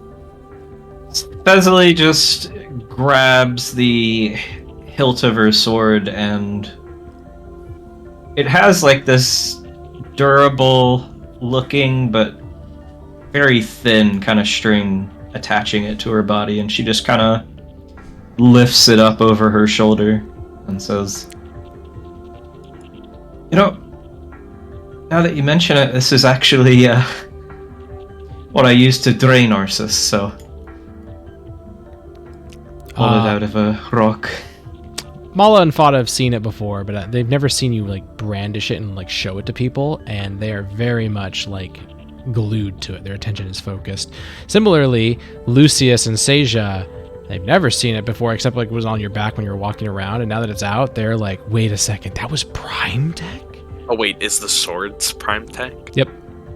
Oh, okay. She'll pull out the massive fucking cinder block on her back and set it on the ground. But it had me fooled. Yeah, there's a sword in there. I have to break it open. Do you have any Oblivion tech? Nope. Hold on, I need to double check something. I don't think I have anything that counts as I don't Oblivion. think cows would let you. So I Yep. think Oh, the okay. answer is auto no. Yeah. No, I was misremembering. The thing is, someone in my backstory has something akin to Oblivion tech, but yeah, I don't. Nope, nothing on me here. Have you murdered any person before? No. Are you prepared Creatures, but that's it. Are you prepared to die on this mission if it comes to that? No.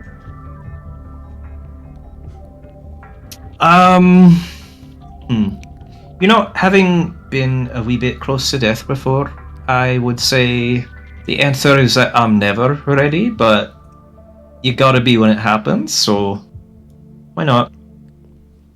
My helmet will protect me. He looks at you, Flannel, like specifically. It already does. Do you fear death? Not particularly. I just don't want to die. I feel like that's normal. Would you give up your life to save another person? Depends on the person. A person But- you... Probably. A person you like. Yes. A person you do not know, but has committed no wrong. Yes. He pauses for a minute. The fire flares up again. He looks at it. Takes a couple seconds, looks back at you. What is your opinion of dragons? I think they're really cool. He looks at you, Cecily. What is your opinion of tourists?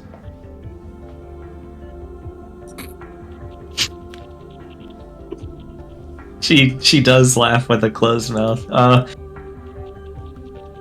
mean, I don't mind tourists, but that's assuming you just mean people visiting the kingdom. He nods. Every time someone visits my kingdom, they get lost and we get a complaint about it. For me, they just say that some of the people weren't all that hospitality driven, but they seem nice anyways, so I'll take it. Last question. Have you ever met the Prime Ego? Yes? Question mark? I can check for you. I've seen his image, and I think you would have only given me his image if I have met him. It is a her, and... Oh, okay. I can check. Misremembering, I think.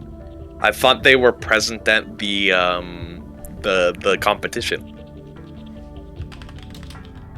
Or would have been.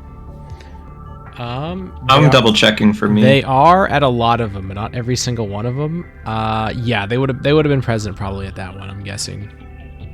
Can you see Actually, no, you have not met the Prime Ego. Aww. I've only met the Prime Beginning. Let me double. I met the weird-looking guy. I don't remember which one that was. You also have not met the Prime Ego, Ash. I have met 2 primes, that's why I'm checking. Yes, I looked. You've met... where is it? Beginning and...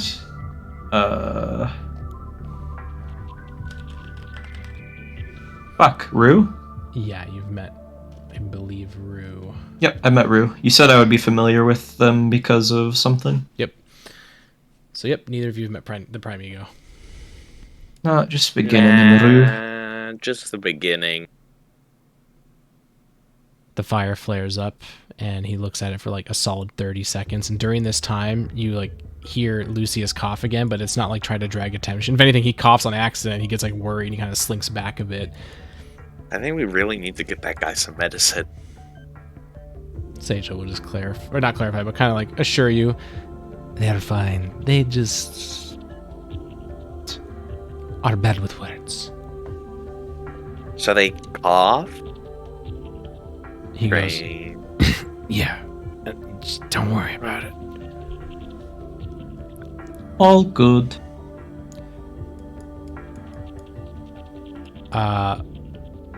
Those 30 seconds pass, and Gar will stand up and like stand next to the fire, kind of getting a little closer to you guys. I will take you, but he gestures a hand to the fire. I'm going to ask you to peer into the mirage light. You're going to see something, and I want you to share it with everyone here.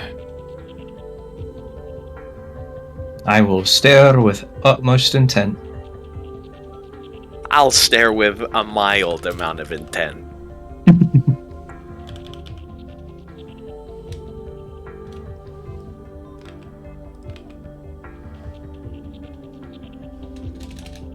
Do we roll anything? Nope, just give me 1 second. Okay. Hello, Lucky. Johannes. Alright. As you begin to stare at this fire, again, you were always a little enamored. You felt like almost like a slight deja vu. It begins to flare up in brightness a bit, and some sort of magic is happening. There's no save, and if you want to resist it, you can, but it's clearly lulling you into something. Do you guys resist? Nah. Let me double check some.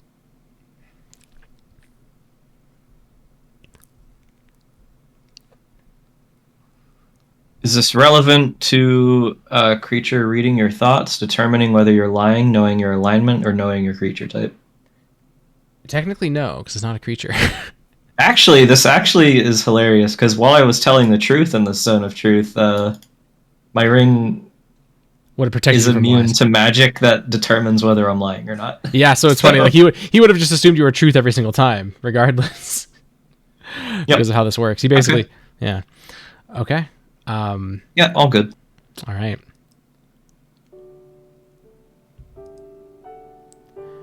Flannel Fluff, as you stare at this fire, you see visions of the people in your kingdom, the occasional travelers. It's a sight that you've experienced before. A new discovery, somebody getting excited and then asking you to help because you're just the kingpin, you're the best. It's almost like a buzz that will fill the kingdom for days, this new adventure. A traveler comes by and their caravans literally of just wares just becomes a side note as even they are swept up in this frenzy of exploring, of the unknown, of the adventure in Molehill. And then that vision begins to get blurry. It kind of shifts to something a little more low-key.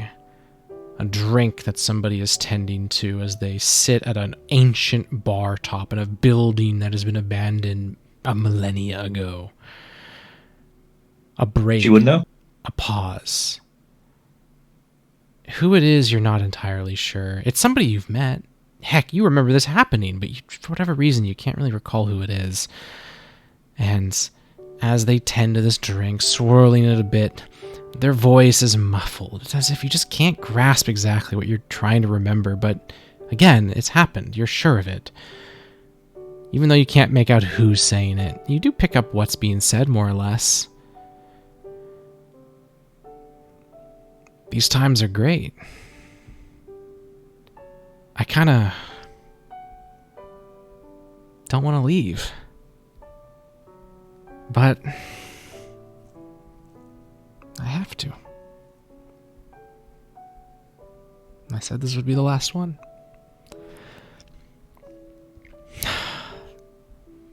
Thanks, Flan. I'm never gonna forget it. And then the memory fades, and you return to the site of the fire. Cecil he. You can just say Lee. Okay. Okay. Lee. Cecily. Cecily. There's an H there. Cecily. Or you can say says. That's fine too. Yours is not as warm and fluffy to start. It's No, wait. there's some blood on your leggings. Somebody got into an accident. They're fine, but you remember being very stressed out. There was no manual for pulling a rock or pulling something out of a rock and, Rock? then being in charge of so much stuff, right? You're kind of just winging it. There's been a lot of people who've helped you, and as you're walking back up, a couple people have already carried them up. You're walking, and you're just thinking of all the things that have happened. It's not quite bullshit, but you never thought this was in the cards. And as you clear that crest and you look down, kind of a sigh of relief hits you, not just because you finished climbing, but this is home. And it used to be just a dinky, wet place that people forgot about, but with all the Matons that moved in and all the people who joined your kingdom, all the weird ones, it feels right. And as you're descending back down this caldera to actually get back home, you spot somebody. This nostalgia of your own life kind of is washing over you and is only stopped in a moment as you can't really make out who they are. They're, for all intents and purposes, very friendly. You're very familiar. This whole memory, it seems it's not even seems, it's true. It's just for whatever reason you're blanking. You can't put your finger on who it is exactly, right? Their voice is similarly muffled. You can't exactly make out anything. It's impossible for you to tell right now. But that isn't to say you can't, glean something. They do speak to you. You remember this conversation, even if you're having trouble pinpointing exactly what was going on.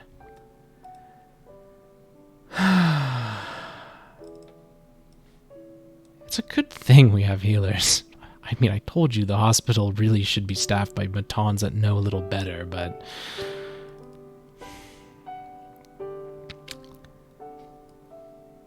I'm going to be heading back, by the way. to the desert. I told you about it once. Can I insight this? Because I feel like I would remember who lived in a desert. Nope. All the memories are just blanking. It's like when you can't remember a word. I don't want to, though, you know? I much more prefer what we've been doing so far. But... You and me both, huh? yeah. But when you see that jerk, give him a real good for me, all right? Of course. How could I forget? It's been a very fun time, though. If I don't come back, you already know who to give the stuff to, but...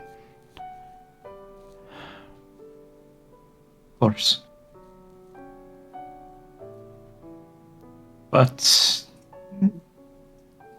you'll make it back anyways, won't you? That's how you do it. Well, they don't call me one of the geniuses of Fracturnia for nothing. If I get thrown in jail, I'll just break out again. Mifa, is that you? As you say that, the memory begins to very quickly blur, and the last thing you hear is, well, who? And that's all you hear. And then you are returned to the fire.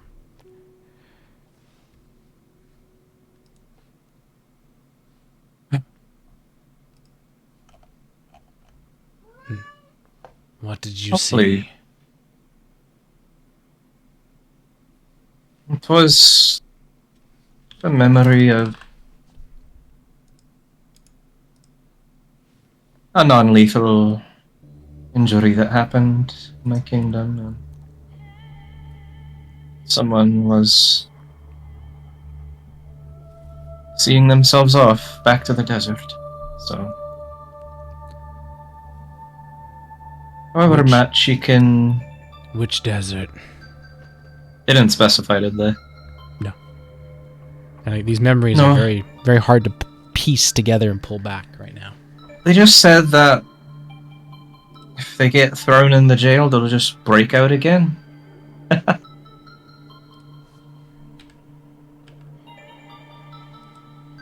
Anything else? Did that cover most of the important details, right? I mean, he wants to know the whole thing, it seems.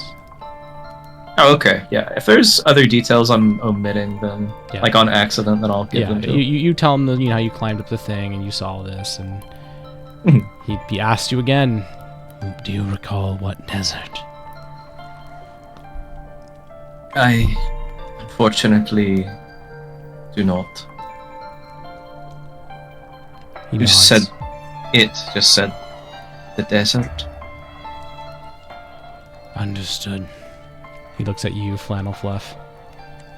And you, what did you see? Yes.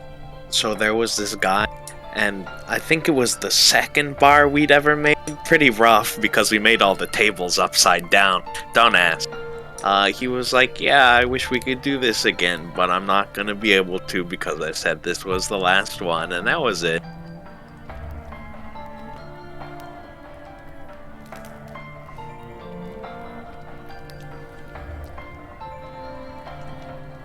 There's something about both of you that perturbs the fire, but I don't know what. But your hearts speak true. Perturbs? He looks at the flame. In what way? The mirage sees everything. What it doesn't see isn't there. Hmm. When it is uneasy, it can mean a lot of things. It could mean that we're not ready. It could mean it doesn't know. And if it doesn't know, he looks back at you, then it's not there.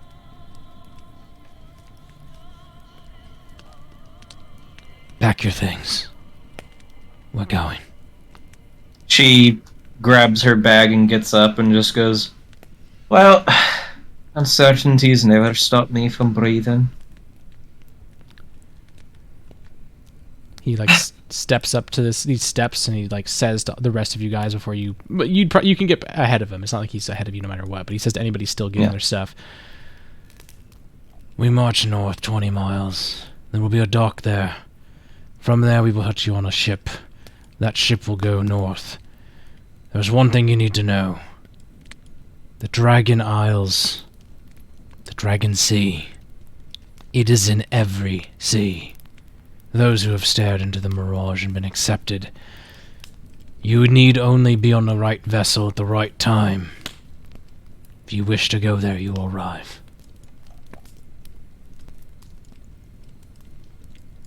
And I don't get it. That Soup doesn't get it, or Flannel doesn't get it. Flannel doesn't get it. And your little group, you don't have to move your tokens. Your little group begins to march off, and as you immediately begin to leave, Gar will say, "You six will be together. I will be associating you as a group to those who will be escorting you. If you wish to have any sort of formalities covered, now is the time."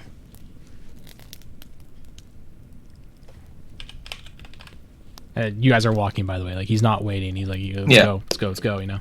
Not like run, but like, you know, walk quickly. You guys are going to be walking 20 miles. Just consider my bags packed.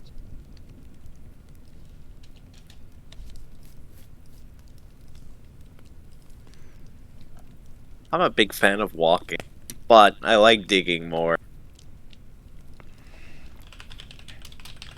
All right. So, Gar, Mhm. you reckon the Flame's uncertainty could be related to this? And she'll use a bonus action to unshield her ring from being invisible. No. You're not the first. You won't be the last either. It is something else. You think it's uncertain because it knows something is there, but it can't see it? I think that's what it is. Maybe the Flame can't see everything. I don't want to alarm you, but uncertainties can be born from those who don't have long left, and they can also be born from those who are so amidst chaos, there's nothing left to see. Dark. Well, they can be, doesn't mean they are. Yes, it is not always that. Sometimes it is beyond us. I don't think you will perish soon, so... She hides her ring again. Call it a hunch. You're fine. I think I'd start going moldy before I perish. And I'm not moldy yet. Mala is actually going to like hurriedly walk up to you, Flannel, and Cecily, and she'll offer handshakes to both of you. Not at the same time. Very, very... I wouldn't say curt, but she's not putting the most... And not it's not just, okay. It's not soulless, but it's quick, and it's just like, yeah, sure, okay. And she offers these handshakes. She gets both my hands. Oh, that would actually Flannel stop Fluff's her in a second. handshakes are the most firm possible thing, like, ever, and it would cause her to be at risk of being flung like 5 feet. Yeah, Mala is definitely a little perturbed by that. You know, you're very strong. And she will just go, I was just going to say, formal agreement of merriment and travel and all that. I am Mala. You know, you have no such thing to worry about with me. Yes. Yes. It is still of proper accord. I am Mala Matam. May our trip be swift and our venture quiet. And our merriment jovial. Yes. Fada's like, I too like horse races. Just kidding.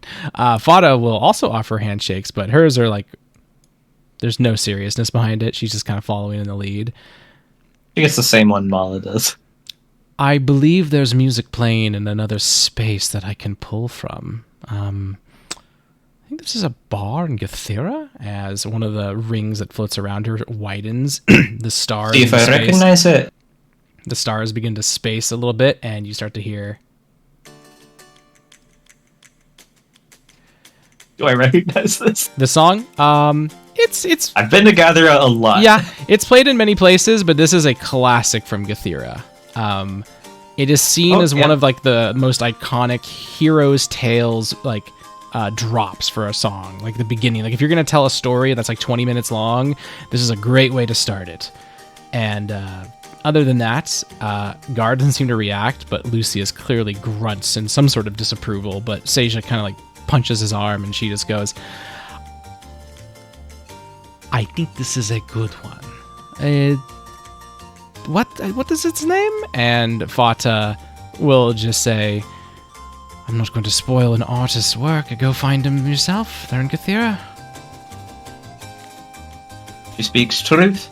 Also, come on, Lucius. You're just gonna stand there grunting about it? Come on, strike a cool pose. To the music. There's a story of me that is me getting my ass kicked to this music. I don't like it. You should elaborate Reclaim on it! that. Seja looks at you guys and just kind of leans in and goes, "Oh, don't. It is a soft spot for him. Don't worry about it." Oh, that's a hard spot for me. Fata will say, so cold. "Well, I'm glad he doesn't mind because the music's not changing. I like this one." He grunts again. I prefer music that makes use of lithophone. Mala will raise a finger and go, "That is something I agree with as well." Well, it doesn't seem like we got her around, do we? Yeah, figured not. As you guys continue your trek, you quickly veer off a road into the forest. Gar begins the formality of being your leader, telling you what to do, when to take breaks, and all that. But it's not a pace that's too hard for you guys. 20 miles is a lot, but you guys are adventurers. If there's anything else you want to do, now is your chance, because otherwise you guys are going to time skip many hours as you travel 20 miles. Is there anything you want to do in the meantime, though? Honestly, I'm just kind of like yapping up a storm about anything that Lionel others will. Fluff is the yapper. Mala, I mean, I think you picked up Mala's kind of whole shtick. She is sort of like a nerd. She likes to talk, but like she interjects with like nerd talk, kind of. Fata's much She more interjects sociable, literally to go facts. basically. And then Fata is more sociable. She riffs off you guys very well. Seja is more quiet, but definitely sociable enough. Lucius, a couple times during the walk, he'll open up to you guys, but not to Mala and not to Fata. Gar says fucking nothing except when he's giving you guys instructions. Even if you try talking to him, he'll just be brief and be like, "I wish not to speak." He's clearly keeping to himself. Eventually, you guys do get to literally a dock. I'm not even talking a port. I'm not talking a kingdom. It is a dock, a single pier that doesn't even go out very far. And there's a couple boats there, and Gar will explain. "You're going to get in the boat to the left. I will be in with you, but when we get about a mile, I will be leaving. You're going to just ride the current. It'll sail itself." Wait, how are you gonna leave if we're on a boat? You see the first time he's ever smiled at you guys, and he just goes, "I have my ways." Do you know teleportation? One of my friends knows how to teleport. Can you give me a heads up before you do? I'd like to see you do it. I mean, like, I don't need to see any specifics. I just want to see you be like, I can do You know? that. thank you. And he goes on to explain basically that you're going to ride this up to another dock that's going to be a part of some kind of kingdom. He instructs you guys to not leave the boat except to get onto the other boat. Do not inquire about where you are. Do not inquire about what you're doing. The important Hey, yo, what the fuck? The important thing is to have no... He explains it. The important thing is that nobody knows you're going to the Dragon Sea. This is supposed to be a series of connections that you're not supposed to be aware of, as if getting to this place requires you to be lost. And, well, one thing leads to another. You guys are escorted onto this other boat as time goes forward, and as you begin to sail, you have your new motley crew. And that is where we're going to end the session. Bruh. Okay. When do Tekken Aid do their, Hopefully, okay, if we don't do THC, it's going to be Sunday. But if we do THC, it's not Sunday. Otherwise, it's going to be Tuesday. If it's Sunday, Watch. then we will play the first session on Tuesday, maybe. And if it is not on Sunday and it's on Tuesday, then the first session will be either Friday or the Tuesday after that. Yippee! So, yeah. Hopefully you guys had fun. Hopefully you guys got to feel out your characters and got to see what directions you want to take them and such. I enjoyed both of them. I enjoyed them both very thoroughly. I'm glad you guys talked a lot, because otherwise this was probably going to be closer to an hour. But I can always count on you guys to yep. That's always great. Oh shit! Yeah, we did squeeze like 2.5 hours out of that, huh? Mm-hmm. And you also got some NPCs to hang out with you. Yeah. I know. Oh, right, Gar. I forgot to explain what Gar does. After 1 mile, he quite literally goes to the edge of the boat, and he just like literally like swan dives into the water and swims to shore. He It's notifies me before he does this. Yep, he does. He just I dives. see him do this, and I'm like, holy shit, that's not what I was expecting. Let's go! And she cheers him on as he swims to the shore. There's no fucking way, dude.